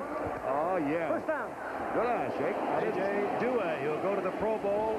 Hasn't played that much. He was actually on not injured reserve, but missed the first 5 games. Hasn't played that well because of shoulder and knee problems, and his teammates are kidding him. He said when you get to Hawaii, perhaps you can make the cut over there. He didn't start tonight, as a matter of fact. On 1st and 10. Danny White. Oh, Danny. Krawczynski, who labors almost anonymously for these Dolphins, but they will tell you that he is one of their most valuable players. So tough against the run. Krawczynski. Danny White was as lucky as you can get on that pass. I don't even think he looked to see if Tony was covered. If he had, I doubt very seriously if he would have thrown the ball. You see, that was his checkoff man out there, right? When you look downfield, you can't find what you want, check off. 8:58 remaining in the 3rd quarter. Dolphins leading the Cowboys 14-0. Danny White will look over a 2nd down and 10. You don't get the feeling that Dallas is going to grind it out on them, do you? They got to have a big play. Danny White works Tony Hill on the right side. 30-second clock, ticking down to 5. They'll have to hurry. They get it off. They shouldn't have. Maybe they would have been better if they had. Good defensive play. Bob Baumauer playing hurt tonight. And the loss is back to the 30-yard line. Tony Dorsett had nowhere to go. Dallas looking flat. When you see a team make those kind of mistakes in the last game of the season, they're either flat or somebody's really screwed up there in that offensive line. Don, and we're reaching a point in the game where you have to scrap the game plan. Obviously, the game plan is to run the ball, and we're just about at the time when you're going to say, the heck with the game plan, we're going to throw the ball downfield. They're almost in a 4-down situation. They might have a hard time finding a game plan tonight. 3rd and 16, shotgun. Crowd loving the defensive performance of Miami tonight. Danny White goes down. He was in trouble all the way. They had good coverage. At the 26-yard line. They had good coverage. If he wasn't in trouble, he expected to be in trouble because he was acting like he was in trouble. Now they take one look at the coverage downfield. There was good coverage, and all of a sudden, the big forms of A.J. Dewey, 77, and Doug Vedder, 75, were all over it. Danny White stays on to punt. Golden Walker settles back at the Miami Dolphin 28-yard line. There's Walker. Danny White is low. You can run it back. Good defense. Good wait a minute. And Golden Walker shakes loose. The Aussie was down there, thought he had him. McSwain had his arms on Walker. He was able to spin loose, Golden Walker was, and get back to the 31-yard line. Seen a scene that's been played out so many times in pro football. Young Gary Hogaboom walking up and down in front of Tom Landry, trying to get his attention. There's no question in my mind. He's saying, well, look, I'm still here. Don't forget me. And meanwhile, Danny White struggling through a very tough evening. 1st down and 10, Miami. They lead 14-0, 7:35 remaining in the 3rd quarter. Over the middle. This is Mark Clayton. And Clayton short of the 1st down near the 38-yard line. It'll bring up 2nd down and 3. I don't think we have to worry about Miami not playing for this game. O.J., they seem to be sharp. They're doing what they do well. They throw that ball. They mix up with it. They haven't run that many times, but they've run a few times. I tell you, the main thing on their minds is I don't know any team that enjoys going to Denver to play, especially Denver in January. It's got to be a tough place to go and play, and that's where they may end up. That's the possibility that Miami's trying to avert. Duper now 3 receptions on the night. Clayton has caught 2. He's at 71 on the year. That's, by the way, a season record for the Dolphins. Tony Nathan held short of the first down by about a yard. This was the quarter where Dallas had the win, if that was going to be of any significance at all. And they have not really been able to use that. Actually, I think the wind has died down a little bit. Feels that way. Starting to remark on that. It seems to have died considerably at the opening of the game. It was really brisk from the open end here in the Orange Bowl. As you can see, the streamers now just kind of sagging there. Big Pete Johnson, number 46, is in the game. He has the lowest average per carry for any back who's carried the ball over 60 times this year, only 2.4 yards. And one of the reasons why, because he normally carries the ball on plays like this. Woody Bennett. Good play. Ron Fellows up there quickly. And he should have carried it on that play. Yeah, they gave it to the wrong guy, didn't they? Ron Fellows, a busy night. He had 1 interception, gave the Cowboys a turnover in the early going of the game. They couldn't do anything with it. But this time, Fellows makes the play, and Reggie Roby comes on to punt on 4th down. Gary Allen back at the 20-yard line of Dallas. A lot of respect. Gary Allen showing Reggie Roby. Roby kicking into that slight breeze now, but he's still giving him about 50 yards. The ebb and flow of the game, you would think it's time for Dallas to do something. You would think that.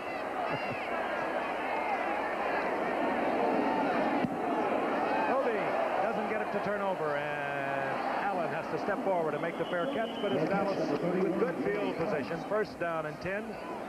They bring out the offensive unit. Uncharacteristically short punt for Roby. Miami's defense playing awfully well tonight, but Dallas's offense totally ineffectual. They're looking for a spark. 1st down and 10. The ball at Dallas's 28-yard line. Dorsett sprints to the outside. And up close to a 1st down in the arms of Lyle Blackwood. And just short by about a half a yard. And we'll pause 5 seconds and allow our friends and stations all over the country to identify themselves. Channel 10, WPLG, Miami, Fort Lauderdale. Back in the Orange Bowl in Miami. 5:10 remaining in the 3rd quarter. The Dolphins over the Dallas Cowboys 14-0. A couple of touchdown passes from Marino to Clayton in the 1st quarter. And then in the 3rd quarter, a shot to Bruce Hardy. And for Dallas, if they lose tonight, the playoffs are over for them. Any possibility. Miami, of course, playing for home field throughout the AFC playoffs. And a win tonight will give it to them. That was Dorsett on 2nd and short yardage, and he is held short of the 1st down. Bob Baumauer, a big, tall nose tackle. You don't find many nose tackles of 6'5". But he is such a good athlete. Don, I think you were with me when we did the Superstars here 3 or 4 years ago, and we were amazed at his athletic ability. They ran the last event where they have to run and jump. What do you call that? Obstacle course. The obstacle course. That cat did it all, man. He was right there with the rest of them, jumping hurdles. They're going to bring it out, even though Dorsett appeared to be stopped short of the 1st. By that much. It'll be 3rd down. 4:52 remaining in the 3rd quarter. The Cowboys had a draft choice this year I would love to see run that obstacle course. Carl Lewis. Carl Lewis, that's right. They did, didn't they? Again, this game having many ramifications tonight. Far up in the northeast of the country, the Giants players are sitting around, I'm sure, either at home or together, along with head coach Bill Parcells, who has to be considered a contender for NFC Coach of the Year. They've got 2 bags packed already. Dallas loses tonight, and they're on their way to Los Angeles to meet the Rams in the wild card game. 3rd down. Nobody turned up. Nobody turned up is right. And a flag goes down, and Danny White really gets pounded. This could be brought back. There might have been pass interference against Tony Hill. It could well have been. Tony Hill, who I think was supposed to turn upfield, ran into Fulton Walker. And Timmy Newsom was trying to work free down the secondary, and I think somebody bumped him. Holding. So the interception, that was a total foul up. Somebody had to get deep. Danny White, I can't blame that one on him. No one was there. Certainly not where they should have been. Well, you either do one of two things, though, Frank. If they're in a fourth down situation, if your guy's not there, you're going to know it real quick when you run a play-action pass. So if he's not there, throw it away, come back. Right on fourth. Defensive holding, number 77. They call it on A.J. Dewey, and it will be first down Dallas. They keep it alive at the 43-yard line. Dewey, one of the great ball players, but the other players around the league who votes who goes to the Pro Bowl going to have to pay a little closer attention to who's playing and who's not playing next year. Pro Bowl, of course, January 27th. We'll bring it to you, and the players are decided by both the players and the coaches by vote. On first down. White. And gets it in there to the tight end, Doug Cosby, and he rolls up close to a first down. And, of course, Pro Bowl starting 1 week after we'll be bringing you the Super Bowl, January the 20th, 4 o'clock Eastern time. We're looking forward to it. We certainly hope you are. Who will be playing, Don? Boy, wouldn't San Francisco love it? Two they teams. Can stay home. But it's a long, tough road, and it's all sudden death throughout the playoffs.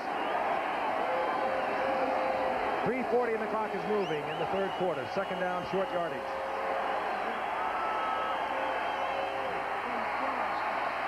Danny White. Cosby comes down with it at the 25-yard line. First down, Dallas. All right, they got a little spark going here now. No time for Dallas. Boy, this has been the extent of the offense. Danny White to this man, Doug Cosby, in his 6th year out of Santa Clara, 3rd year as a starter, and the leading receiver for Dallas coming into tonight, and he's done nothing to hurt that. And the rest of the offense has been PU. That means not up to snuff. Not what you would like to see or what you expected to see. Not from Dallas. That's right. At the 25-yard line, first down and 10. Double setbacks. Newsom 30, James Jones 23. Dallas's deepest penetration. To the corner. White looking for the corner, and Tony Hill. And the coverage by William Judson. Good coverage it was. Danny White would have had to put it in there absolutely perfect. And this is not his night for perfection. Almost appeared they had a little inside-out coverage on Hill. Had one of the Blackwood boys covered him if he went back to if he cut back to the inside. And Judson's been around the ball pretty much tonight, hasn't he? He played a pretty good game. Miami defense playing well tonight. Yeah, how about that one? In 40 games, they've now been held scoreless through 3 quarters.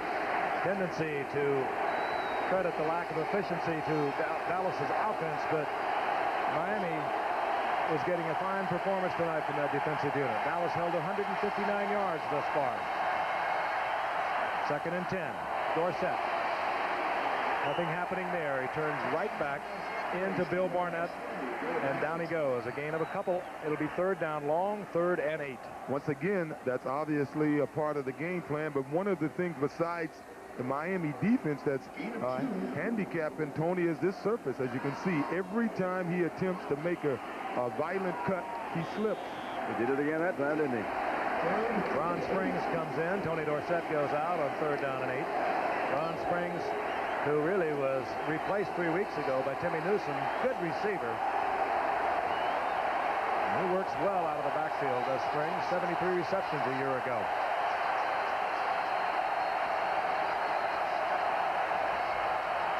Ron Springs.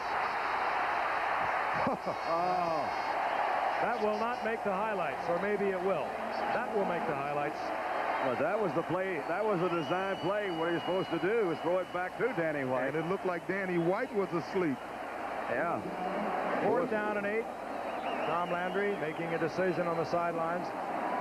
And on 4th and 8, the Cowboys will keep their offensive unit in. I agree with you, Don. I think that play was designed. It may not have been designed to happen exactly the way it did, but if Danny White would have been alert, I think he could have caught the ball. Yeah, well, with 1:58, Cowboys decide to eschew the field goal. They're going to need it somewhere down the line. If they're going to win. Trailing 14-0. And Danny White says, can we quiet this group down? And that will only bring on some more of the tumultuous roar.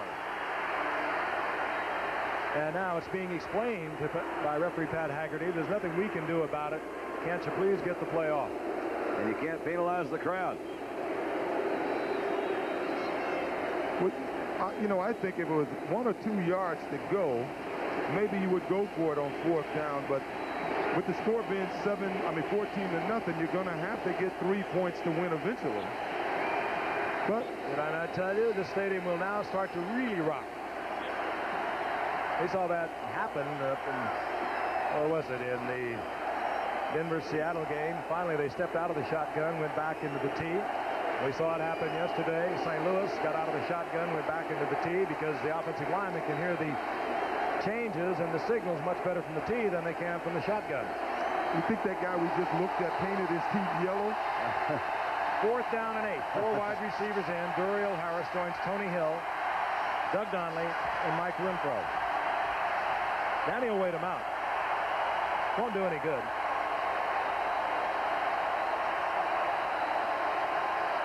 And if I was Danny, I would wait. It's all or nothing for the Cowboys, and the last thing you need is a mistake because you can't hear the call. On 4th down and 8, the play has been called a long time ago.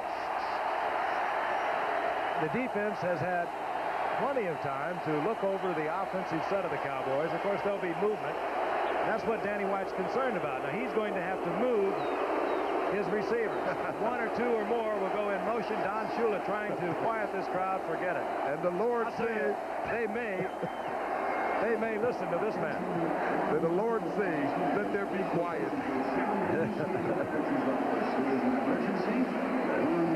Now the stadium announcement is being made. The home team, by the way, cannot be penalized for the actions of the crowd. That was a myth for many years. They cannot be.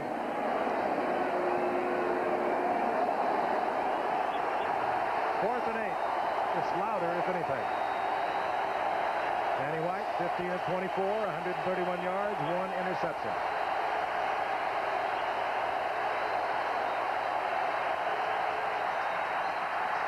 Fourth and 8. Ooh, that's a flag. You're going to get a flag there. Yeah. First down at the 1-yard line. Duriel Harris, the former Dolphin, gets the call.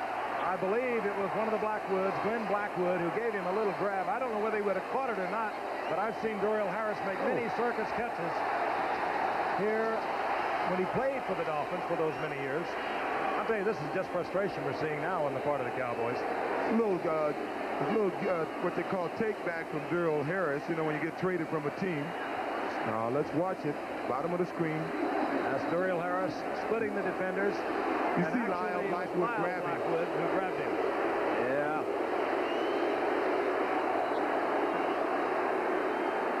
Lyle Blackwood, the elder of the Blackwood brothers. Boy, this dude has been around. Came here in '81 after 4 years at Baltimore, a year at Seattle, 3 at Cincinnati, and has really found a home with his brother Glenn. In the ebb and flow. It was time for the Cowboys to do something, and they did. They did, or the Blackwood did. Somebody did. Well, it was done. The other 2 drives by the Dolphins were helped by penalties. Certainly so why shouldn't this be part of the game? Duriel Harris traded to Cleveland this year, but he had great years right on this very same field, and he has the Cowboys close to being back into the game.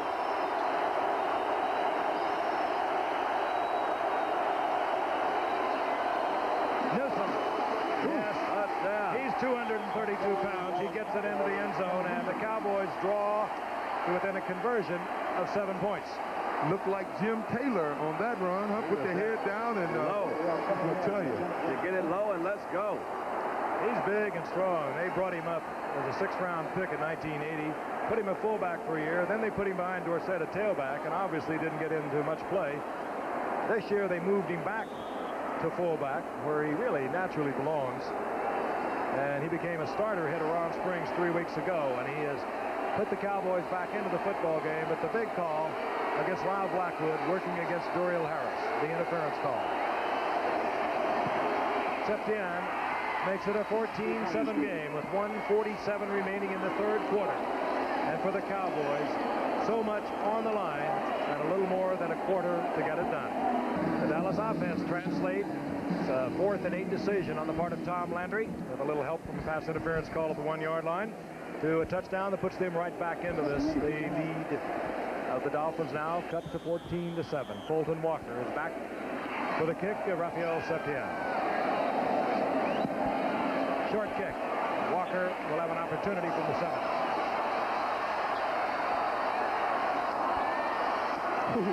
Walker hammered at the 24-yard line. Down he goes. And guess who? Bill Bates. That kid deserves to go to the Pro Bowl. Say, Victor Scott was the guy that tore up all that interference that was going in there. He was paid the price and knocked out about 3 of the blockers.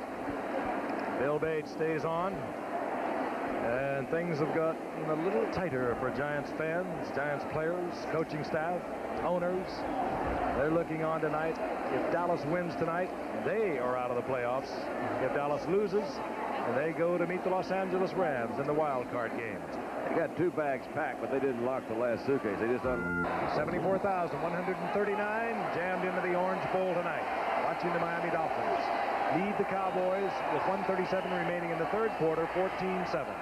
Miami 1st and 10, the ball inside their 25-yard line. Draw play to Nathan. And a good defensive play. Smerrick, who plays so often on the pass situation for Dallas in place of John Dutton. Quick look at the scoring drive. The key to it, a 4th and 8 call. Landry deciding to forego the field goal. The pass interference of Duriel Harris in the end zone, resulting in the ball being placed 1st down goal to go at the 1, and from there Timmy Newsom took it in. And what were you going to say? And with every scoring drive tonight, a long yellow line. That's it. Loss of 1 by Nathan. It'll be 2nd down and 11.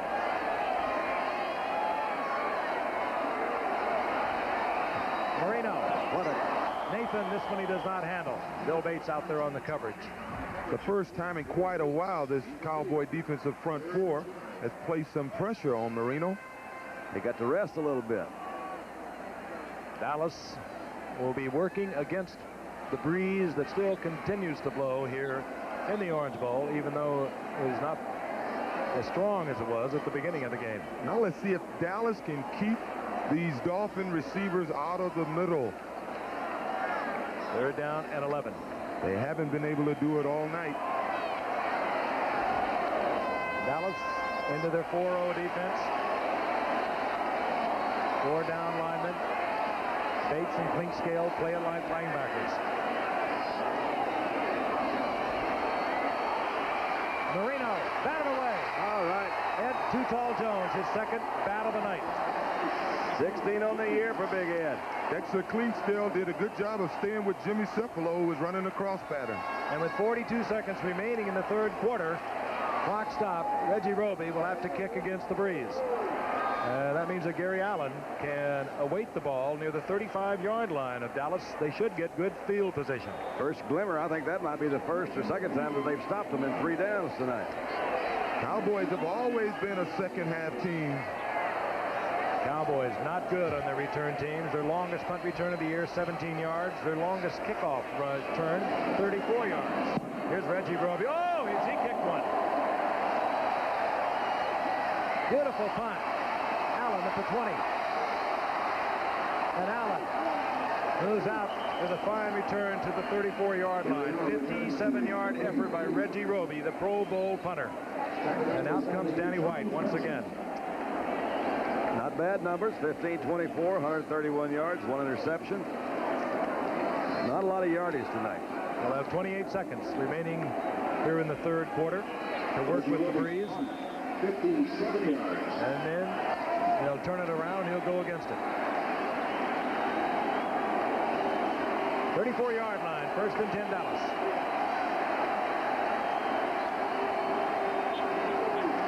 They'll work from the eye.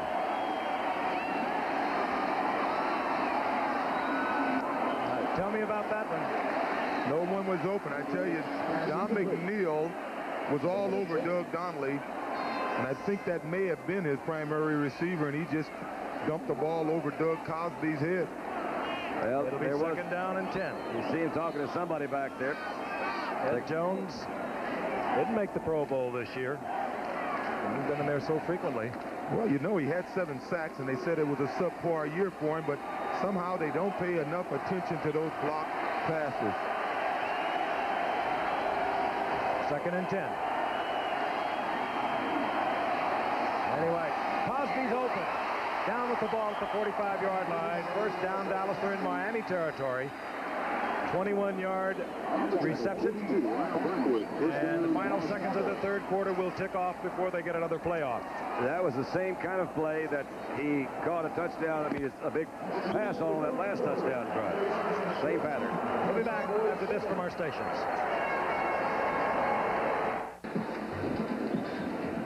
One final period of play, perhaps, for the Dallas Cowboys. They are down 14-7. They'll try to change that. They lose tonight and is home for the playoffs. A win tonight and they go on. They'll host the Los Angeles Rams in the wild card game next weekend. The Cowboys have a 1st and 10 near the 45-yard line of the Miami Dolphins as we begin the fourth quarter. Dorsett. Nice. Does his thing inside the 35. Dallas first down.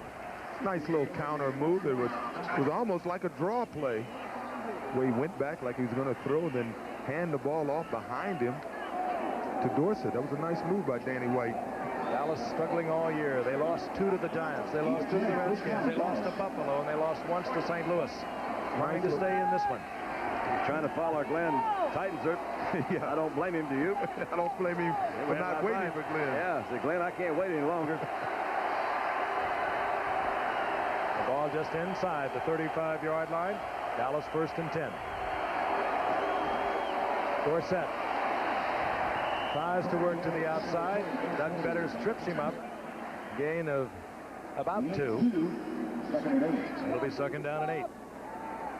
Not the kind of year you need for a Tony Dorsett when your offensive line is hurt throughout the year, as we look at Gil Brandt, who has brought so many obscure players into this franchise. He was there when Tom Landry became the first coach the Cowboys ever had, along with Tex Schramm. You think of people like Drew Pearson, who retired this past season, free agent. 2nd and 8. Danny White loses the ball away from the center, falls on it. He's back to the original line of scrimmage. It'll be 3rd down and 10. We'll take a look at the halftime numbers, and then we'll translate through the third quarter for you.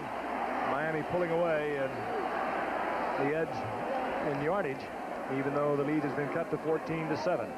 That's through the third quarter. And the records have been falling tonight. Dan Marino having another big night. Sort of misleading, all the records that have been falling, because most of those records by the Miami Dolphin offense and Dan Marino, because the Cowboys have played an excellent defensive game here tonight. They have over the past 3 games. They have played superb defense. I mentioned it earlier. 25 sacks in the last 3 games. Something happened to them after that loss to Buffalo. Perhaps embarrassment. 3rd and 10. Danny White has it batted away, and he is really nailed. Coming in on the blitz is Paul Langford, but his arm was in motion. It will be, however, 4th down. I would say they wouldn't go for the 4th down situation here. They've got their 1 touchdown. Oh, no, not now. Now, if they bring it in, try to put it out way back. And let the defense play their game. They've been playing well tonight. Miami, how many times this season, one wonders, have they been held to 14 points in 3 quarters? Not many. One of the most explosive offensive teams, and in many respects the most explosive offensive team in the history of the game. If you want to consider yardage and score.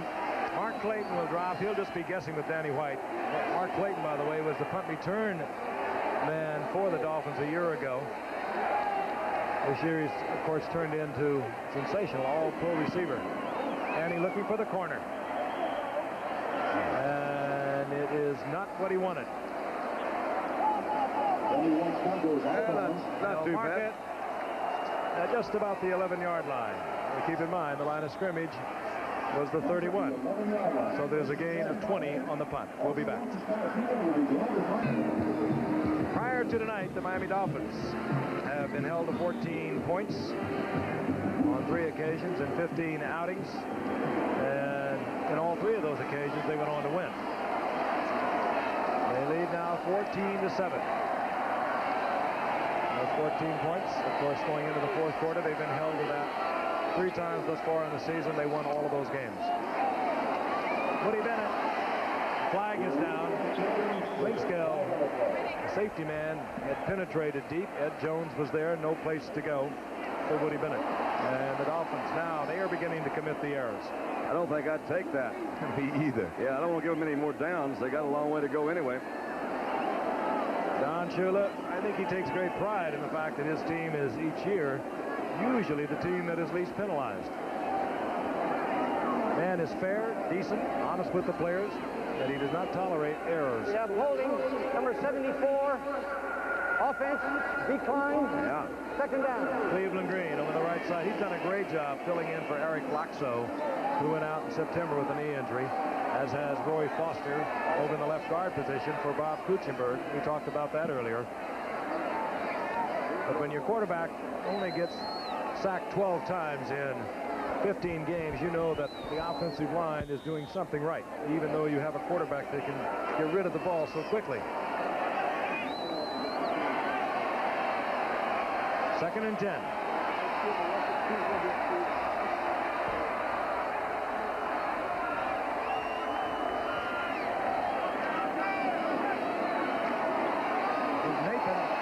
Nathan out over the 15 to the 17-yard line. You might be wondering why Dallas declined that penalty. It was only been half the distance to the goal line, and it would have been 1st down and 15 as opposed to 2nd down and 10. And that doesn't make much difference to Marino.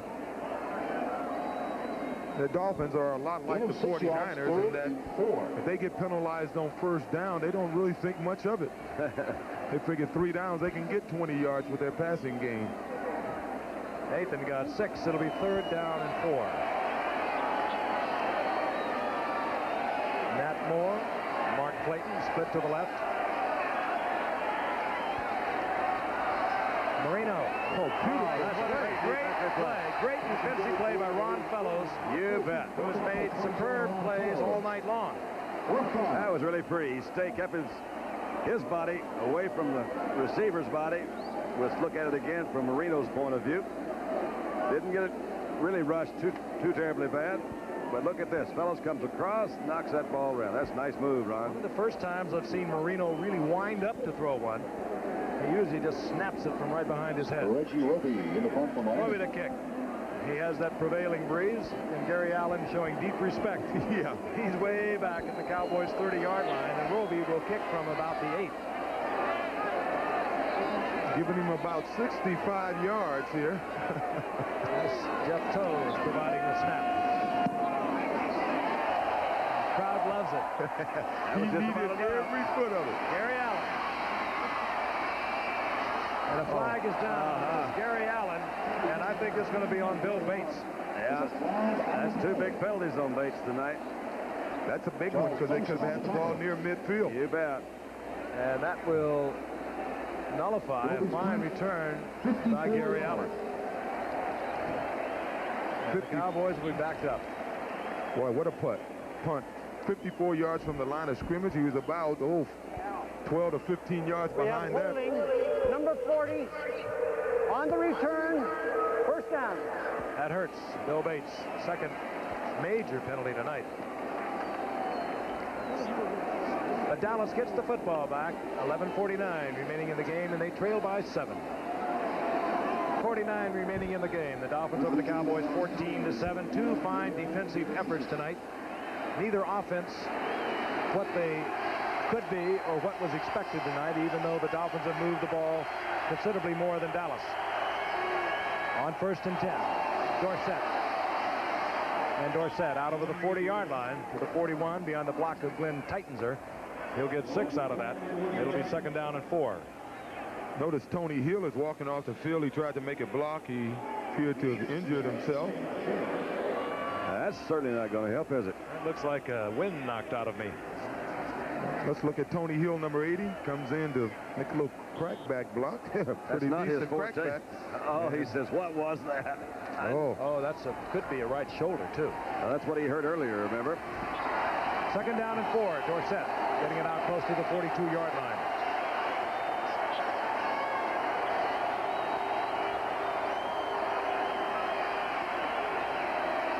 Dorsett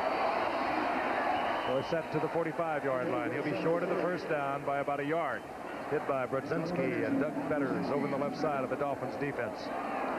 Well, number 86, Daryl Harris, is now in the game for the Cowboys, and he should be the most motivated player on the field. He used to play for this Cowboy team, and they would have traded me away with Dan Marino, coming to my team. I would love to stay there. We have a Dolphin that is down, and we have been unable to identify him as the Dolphin players have surrounded him.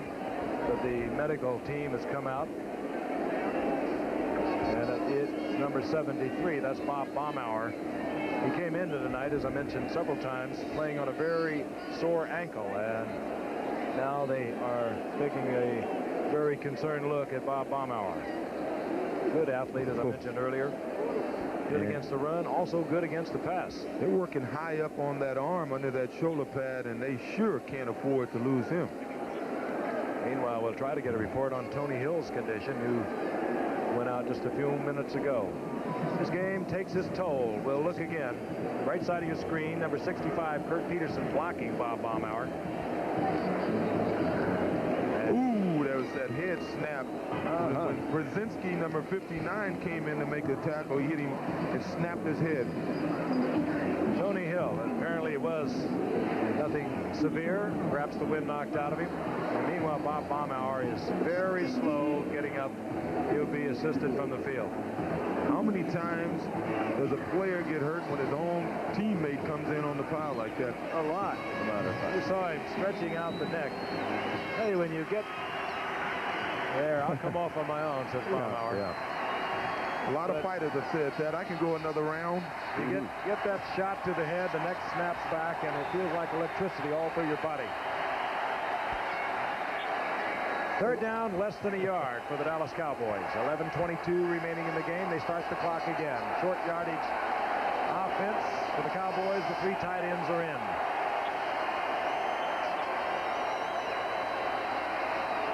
Newsom, he'll have the first down.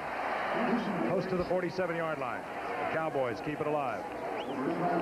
That was Ron Springs, brother. No, it was Newsom.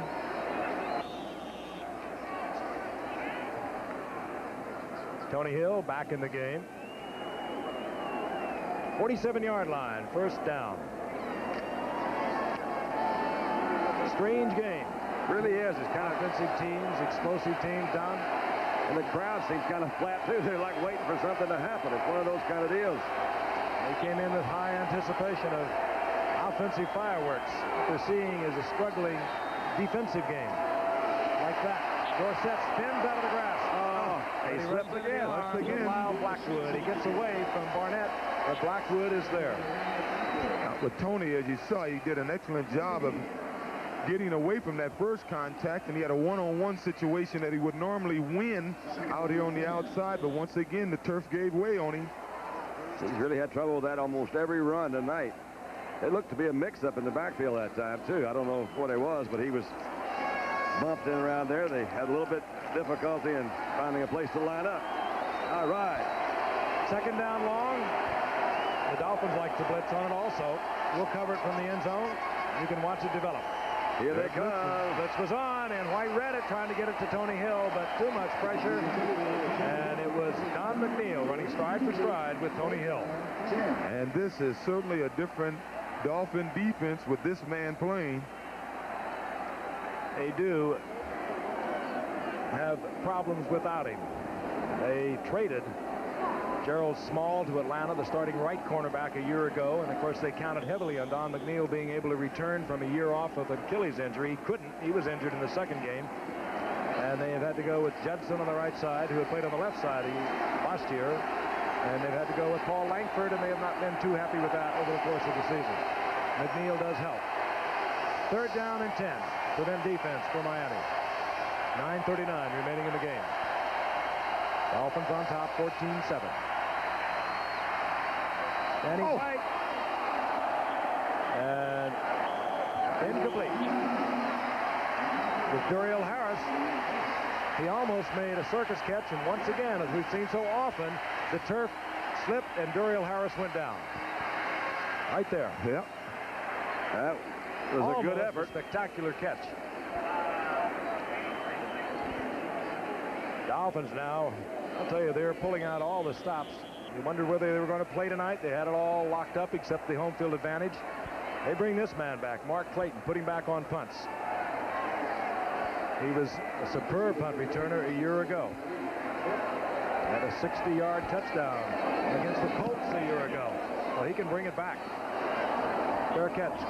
Called for by Clayton, but Glenn Blackwood stepped in front of it.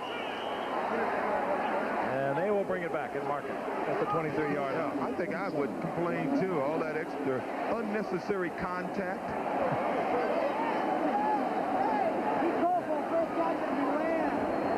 Actually, it was Clayton who called for the fair catch, and it was Blackwood, Glenn Blackwood, who stepped in front and took the ball away from Clayton.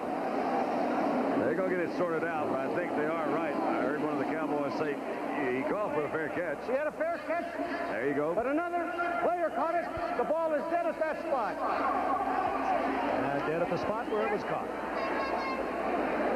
Tom Landry. Concerned? Yes, he is.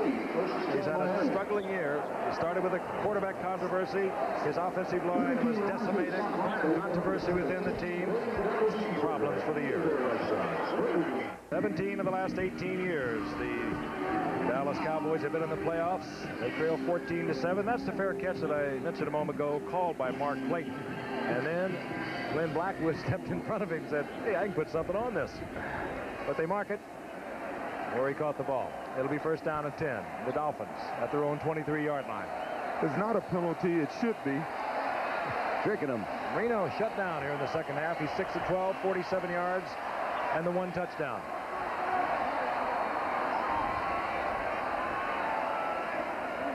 Marino changing up. Woody Bennett.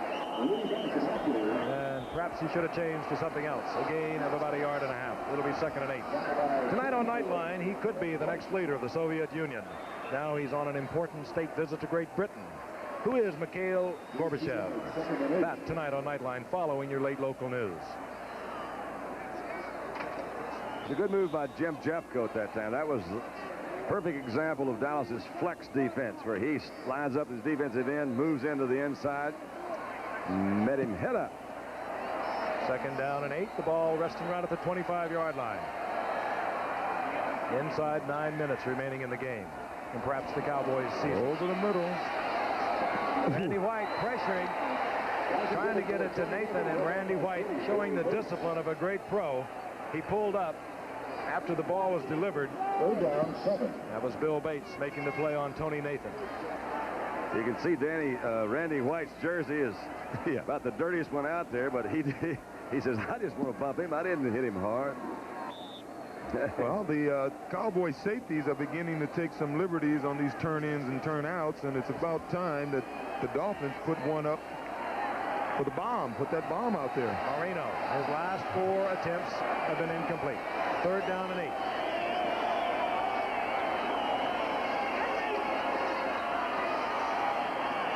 Oh, and almost picked off. It was a great grab by Michael Downs. One-handed lead. Downs went up, came down with it, and the Cowboys will be at the 21-yard line of the Dolphins. That was an unbelievable catch. His 7th interception of the season and a 25-yard return, but that was really an acrobatic interception. They really needed something like that. Take a look at it. The receiver, I think, is covered anyway. It appears as if he had an opportunity to jump up. So that's jump ball right there. But look at that interception. That is amazing. Everson Walls on that more. Look at Everson. And Michael Downs. Run the ball, Michael. And he slips.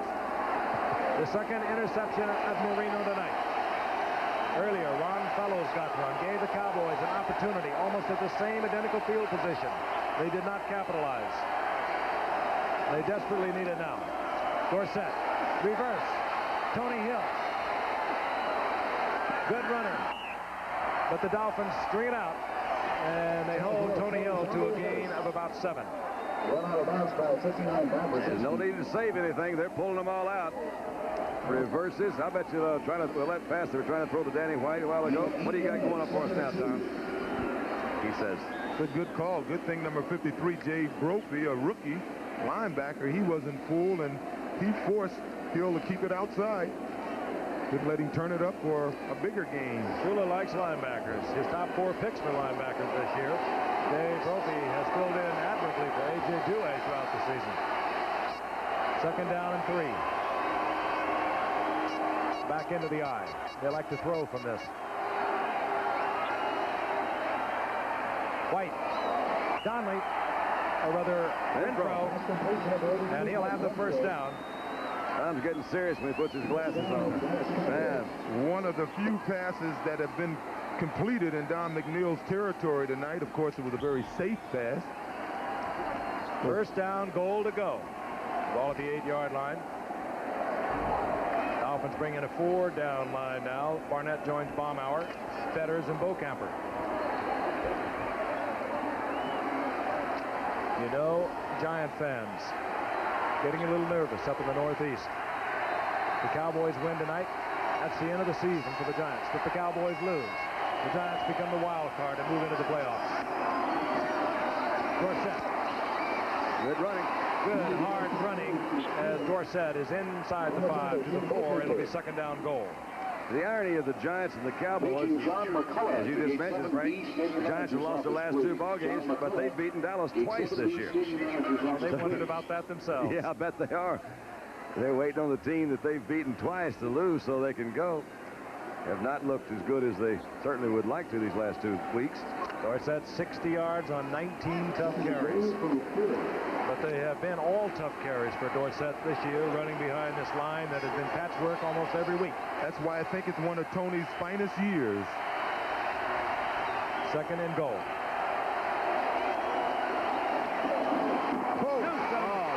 His second touchdown of the night, and we are a conversion away from a tie ball game. With 7:28 remaining in the 4th period.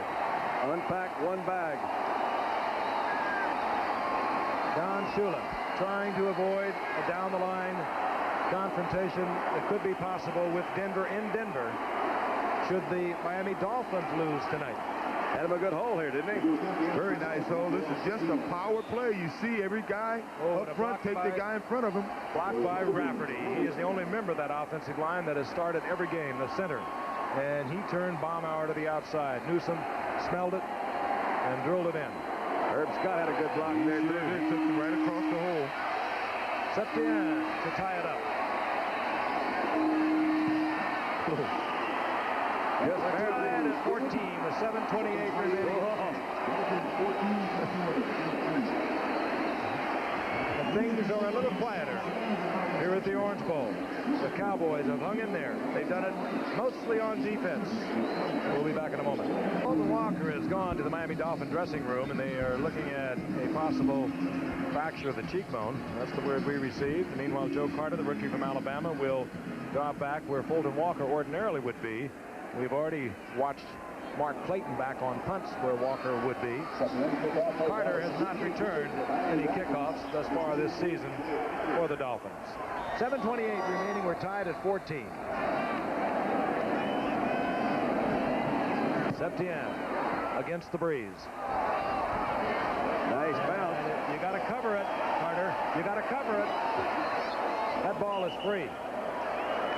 So that'll be the touchback. He'll come out to the 20. And Dan Marino has been intercepted twice tonight, held short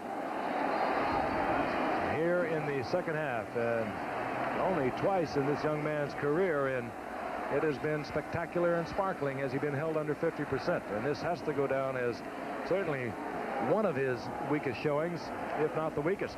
Well, he had 2 interceptions, and there were 2 other occasions where the ball could have very well had been intercepted.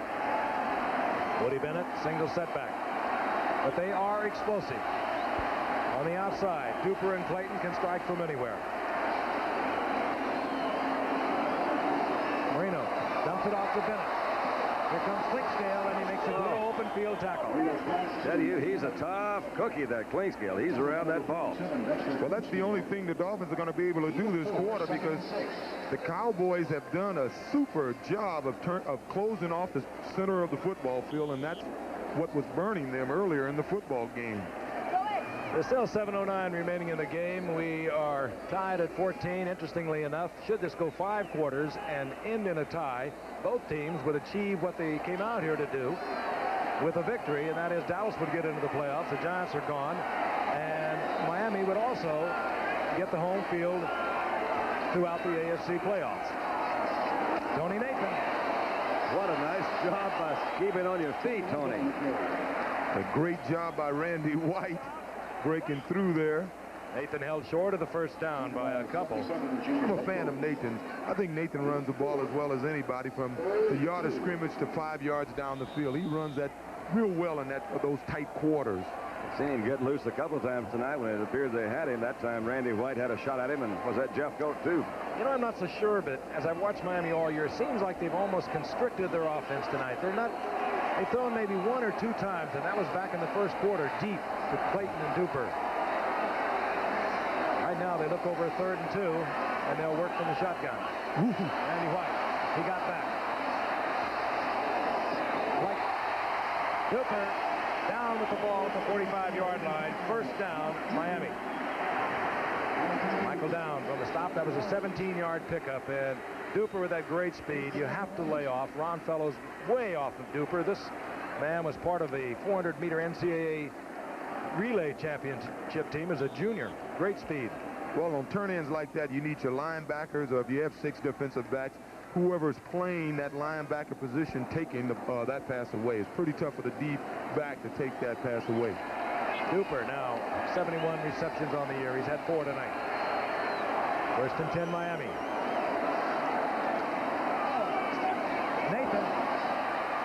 Nathan upended. Good defensive play once again. Dexter Clinkscale and Dennis Thurman. Both of them were there. Really surprised at how many players we've seen slip down tonight. They just seem to feel we were out there before the game, and it did seem a little bit wet, but it's amazing how many times these guys have slipped down. Clock beginning to tick away. Heading down to 5 minutes remaining in the game. Could this be an Uwe von Schamann night? I doubt if any New York Giants have turned this one off for their fans up in New York. 2nd down and long. Marino with a lot of time. There's the bomb, but it'll be overthrown. Trying to get it to Clayton and running stride for stride. Everson Walls, and on the other end of it, Marino pays for it, and he gets up limping. Von Schamann. They might have to call on him. They're not close enough yet, but he has suffered through a miserable year for a kicker. He's got a bad knee. Let's see if wears a brace on, I should say. Jeff Coat got him right on that knee. Oh, that's about the only way that Anderson brace that he wears can protect you if you get hit from the side, but it doesn't do much protection when you get hit front on like that. 3rd down and 6. The ball at the 49-yard line of the Dolphins. From the shotgun. Crowd getting into it. They're on their feet.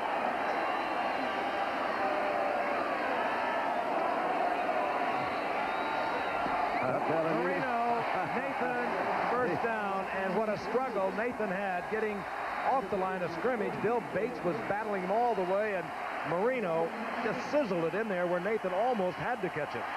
Well, Bates was trying to do the right thing. He was trying to keep him from getting over the middle. Didn't quite make it, though. But watch this pass. You'll see the pass and the completion right here. Talking about a bullet. Bates and Nathan had bumped along the line of scrimmage, and Nathan was able to pull loose. And Nathan has really been a factor in tonight's play offensively for the Dolphins, both receiving and rushing. The first down was at the 44 of the Cowboys. That boy can throw that again. And hurdling inside the 40. It'll be a gain of 6. Dexter Clinkscale on the stop. Number 32, Dennis Thurman, and 47, Dexter Clinkscale. Very nice. Schamann, I mentioned earlier, his long of the year, 37 yards. His career best is 53 yards, but that was back in '79 when he was a rookie. He's kicked from far out 3 times this year, 53 yards twice, 58 yards once. He's missed all 3. Interesting little note, we also came up, only one team, the Oakland Raiders in '75, ever won a division without a field goal of 40 or more yards. George Blanda's waning years. 2nd and 6. Nathan works to about the 38-yard line. It'll be 3rd down and about 4, and that will put the Dolphins again in the pass situation. And that's what the Cowboys certainly wanted to do. They read about a 3rd and 2 or 3 a while ago when they completed it 17-yarder to Duper. But this one's for sure a fast down, so maybe Dallas will throw a different rush at it. When you think of the Dolphins have been an explosive offense, and they are, but thus far this has been a real championship drive. May end here, though. It's closer to 5 yards. They've marked it at the 39. 2:45 and the clock is moving. That remains in the game, and the Cowboys show blitz. And they bring it. Goodbye. Clayton. His 17th touchdown of the season, a 39-yard reception. He ties the record of Don Hudson, set in 42, Elroy Hirsch in 51, and Bill Groman in 61. And more than that, he puts the Dolphins on top once again with 2:31 remaining in the game. Hear this crowd.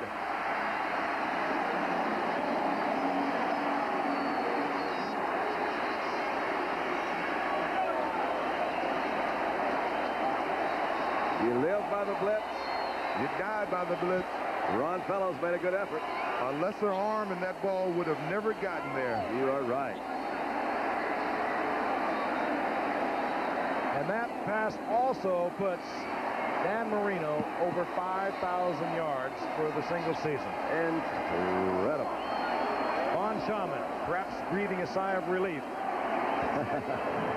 But he can tie it up with a conversion. As he did earlier, and now he has put the Dolphins a touchdown and a conversion on top. Mark Clayton, what a year you're having. It may be in the shadow of Dan Marino, but you two have been remarkable. You're going to see a great blitz here. You're going to see a guy up in his face down. As I said, a lesser arm and that ball would have never gotten there. And had to be right there, too, didn't it? Fellows was looking interception. We've seen some unbelievable individual moves tonight. Remember, Marino has downs in his face. Fellows looking for the interception probably could not believe Marino could throw it that accurately. I tell you, Mark Clayton, they love you in New York, kid. Should go there right when the season's over. 8th round pick out of Louisville. They give him a ticker tape parade. Take Marino with him and give him part of the city. Not over. 2:31 remaining in the game. The Cowboys have battled particularly well on defense tonight. L.A. likes him too. That was another 3rd down situation the Dolphins hit on there. That's 2 big 3rd down situations where they made the game. One of them for the touchdown. Give them a lot of credit. Those guys are good.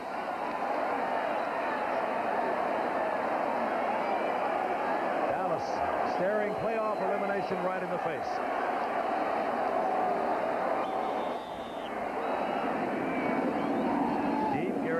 Chuck McSwain, Von Schaman, kicking with the prevailing breeze. Gary Allen will bring it out. Allen out over the 20 to the 22, where Jim Jensen, a multi-purpose quarterback, trots out onto the field. Well, this drive will tell us that the Cowboys deserve to be in the playoffs. That's it. Jensen is really something. He caught passes earlier in the year. That time he hustled down there in the special team. He's run the ball. He has thrown the only touchdown pass other than Dan Marino. Dolphin fans are back into it. They were stunned when the Cowboys brought it even at 14. Dallas's ball at their own 22, 1st and 10.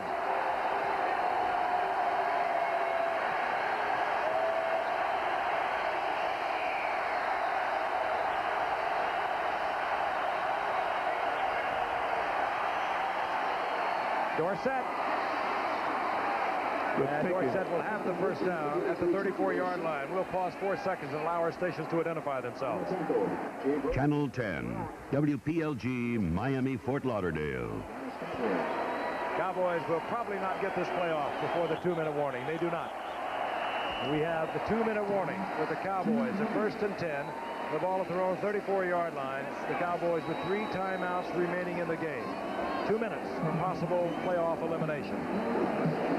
2 minutes remaining in the game. The Dallas Cowboys with the football at the 35-yard line, or just shy of that at the 34. They have a first down and 10. They have 3 timeouts remaining. They have struggled all night offensively. They have fought valiantly defensively, as they have over the past 3 weeks.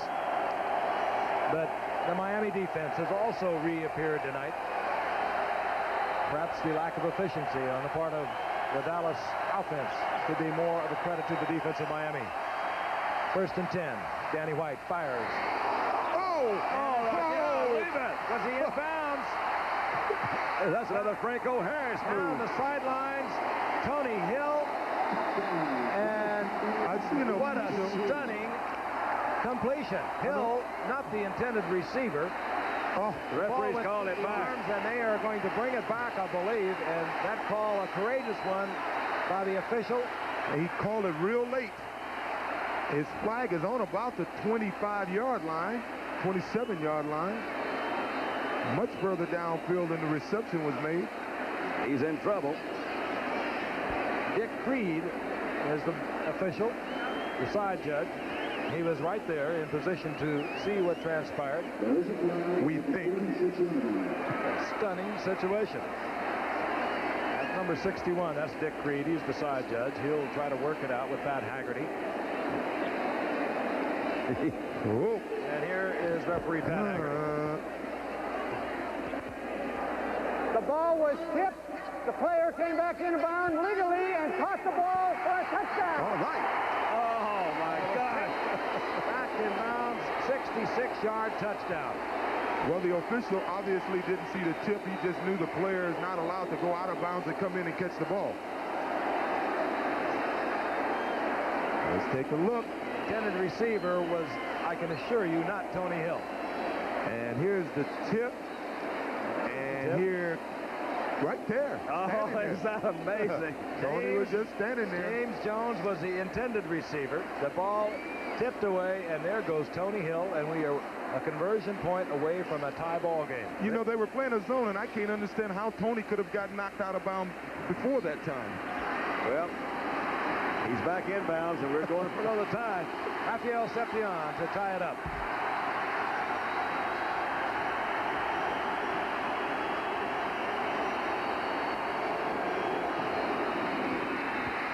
Tied again with 1:47 remaining in the game. And Giants players, fans, staff, I hope you didn't leave early. Let's see them both again. Intended receivers, James Jones. Batted away. The ball was actually thrown behind James. Not a good throw. It was tipped. Don McNeil by tipped McNeil, and he says, oh, gosh, I should have had it. Look what I found. And McNeil's not even looking behind him, and there's Tony Hill that's got the ball. There's on the 50-yard line, standing right there, number 80, catches the ball clean. And just stay in bounds, Tony. Just stay in bounds. Why wouldn't he come to the middle of the field? Don't make me nervous, Tony. Oh, I can't believe that. 1:47 remaining. The Dolphins have 3 timeouts. Tony Hill, he has made so many big plays over the years. Missed the first 5 games this season. Injured shoulder in our game earlier. Second game of the season against the Rams. The crowd noise in here is unbelievable. It's like a buzz. Everybody's saying probably the same thing. Can you believe that, or what happened? And for Danny White, it goes in this books as a long completion with an assist. Joe Carter is back, stepped in to kick it off. The Dolphins have 3 timeouts. Somebody likes them.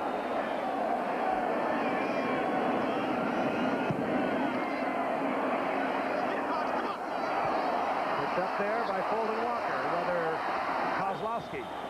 Kozlowski moves it up to good field position, 29-yard line. And out comes Dan Marino and company. Say, all right, guys. Marino heading for another 300-yard game. And how many times have you seen the Cowboys do this? Not many times this year. That's right. Enough to be here. With it, if you something at stake. Down the line, should they go on to win? I think down the line you won't be looking back at this play as they move through the playoffs, if they should do so. So many things. The way their defense is playing, they could be tough in the playoffs. How about the 21 points they scored against New Orleans in the 4th quarter? First down and 10. Again, the Dolphins can strike so quickly and so suddenly from anywhere on the field. Comes Randy White. Screen to Mason. Oh, my gosh, Bill Bates. There will be about a yard loss on that play. Great combination of Randy White. They've lived by that through the season. And then Bill Bates, this man, a free agent from Tennessee a year ago. Second and 11. Nathan. Taken down. Bill Bates again. Short of the first down. It'll be third down and a long 2. Not off Once again, Von Schaman is back in the barrel. Big third down is going to be up to Bates or Dickerson to try to keep him from running that pattern over the middle. Third and 3, and Clayton is wide open. Watch out. And there He's he gone. Gone. Do you believe it? They can't strike from anywhere. And it's almost... The defensive line is stunned. And the explosive offense we've waited for and waited for, we have seen in the last few minutes. It's only almost incidental. Marino has just broken Faust's record for completions. He now has 362, the old Faust mark of 360, and I don't believe Tom Landry believes it. I'm not quite sure Shula does. I don't think I do. 51 seconds remaining. It's still not over. And it was still third down, another third down. And the Giants can pack their bags once again. The most popular man in New York and L.A. right now is Mark Clayton. His 18th touchdown. That broke the record he had tied earlier, set by Don Hudson in 42. Elroy Hirsch in 51. And Bill Groman of the Houston Oilers in 61. Sounds like the old Houston song. Von Schaman, again, has taken a deep breath.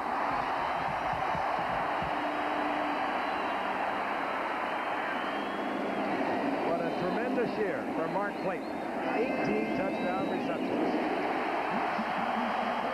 Von Schaman makes it 28-21.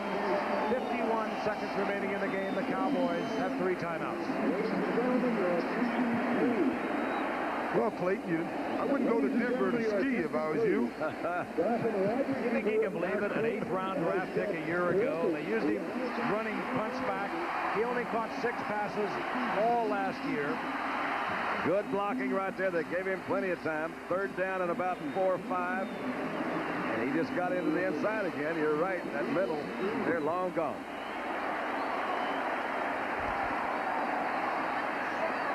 Here's his route. I thought they would play him inside out and do anything but let these guys get them. Well, you can see he improvised. He ran his. This is. No, that's not no, it. We had a little mess up there. Clayton now on the night, 4 receptions, 150 yards, 3 touchdowns. He came in tonight with 15. So far, he has 18. More than that, he came in with 69 receptions. That was a new Dolphin record. 73 receptions on the year. That's a new Dolphin record. Mark Duper had 4 on the night for 55 yards. He was open on that play, too. Yeah, he was. Von Schaman to put it in play. And there is still hope in the hearts of the Cowboys, although it's faded to a glimmer. 18 touchdowns by a receiver. Oh.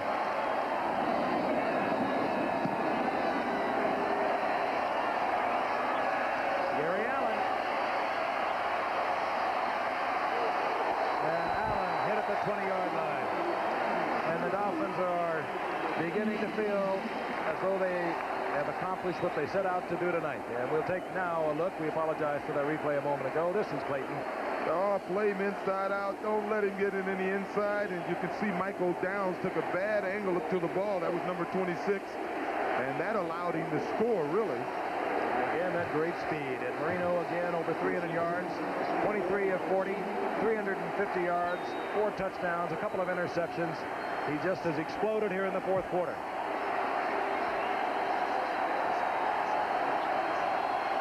The clock is shaking because the stands are actually shaking that severely.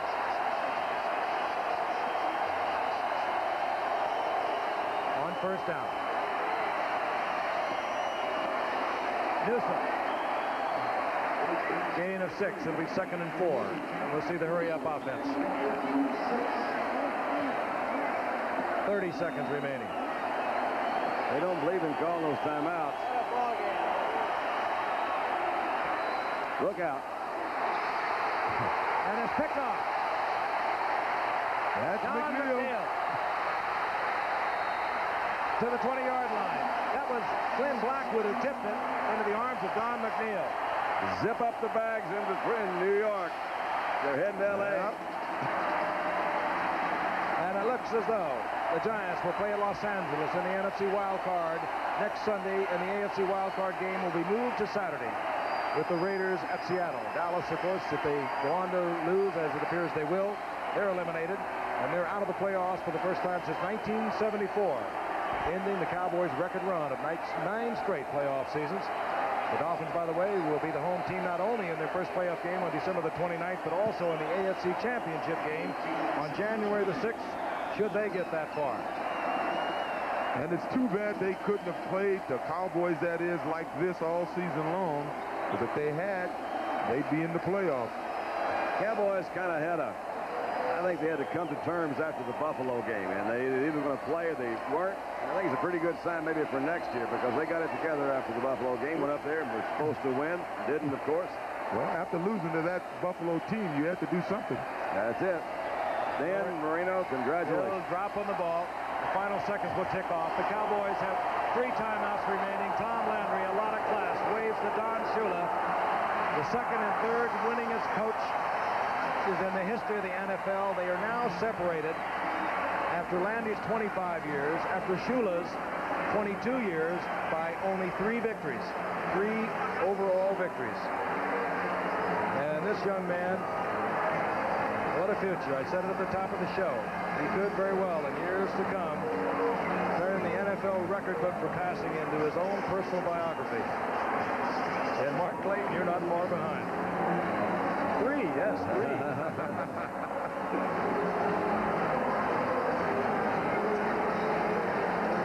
Fireworks in the closing moments here in Miami. The Dolphins win it over the Cowboys, 28-21. Final word in just a moment.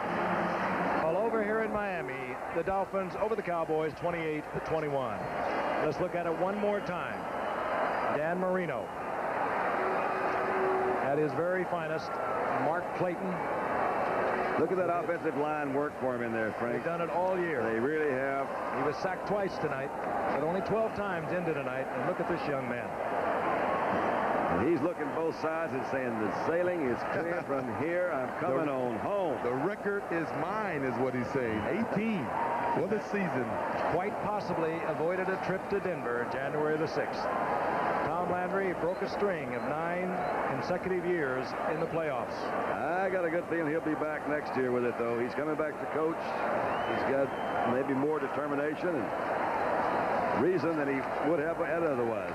This ABC Sports exclusive has been brought to you by Light Beer from Miller. Everything you've always wanted in a beer and less. And by Chevrolet, who invites you to see today's Chevy. Drive today's Chevy, live today's Chevy. And by IBM and the growing family of IBM personal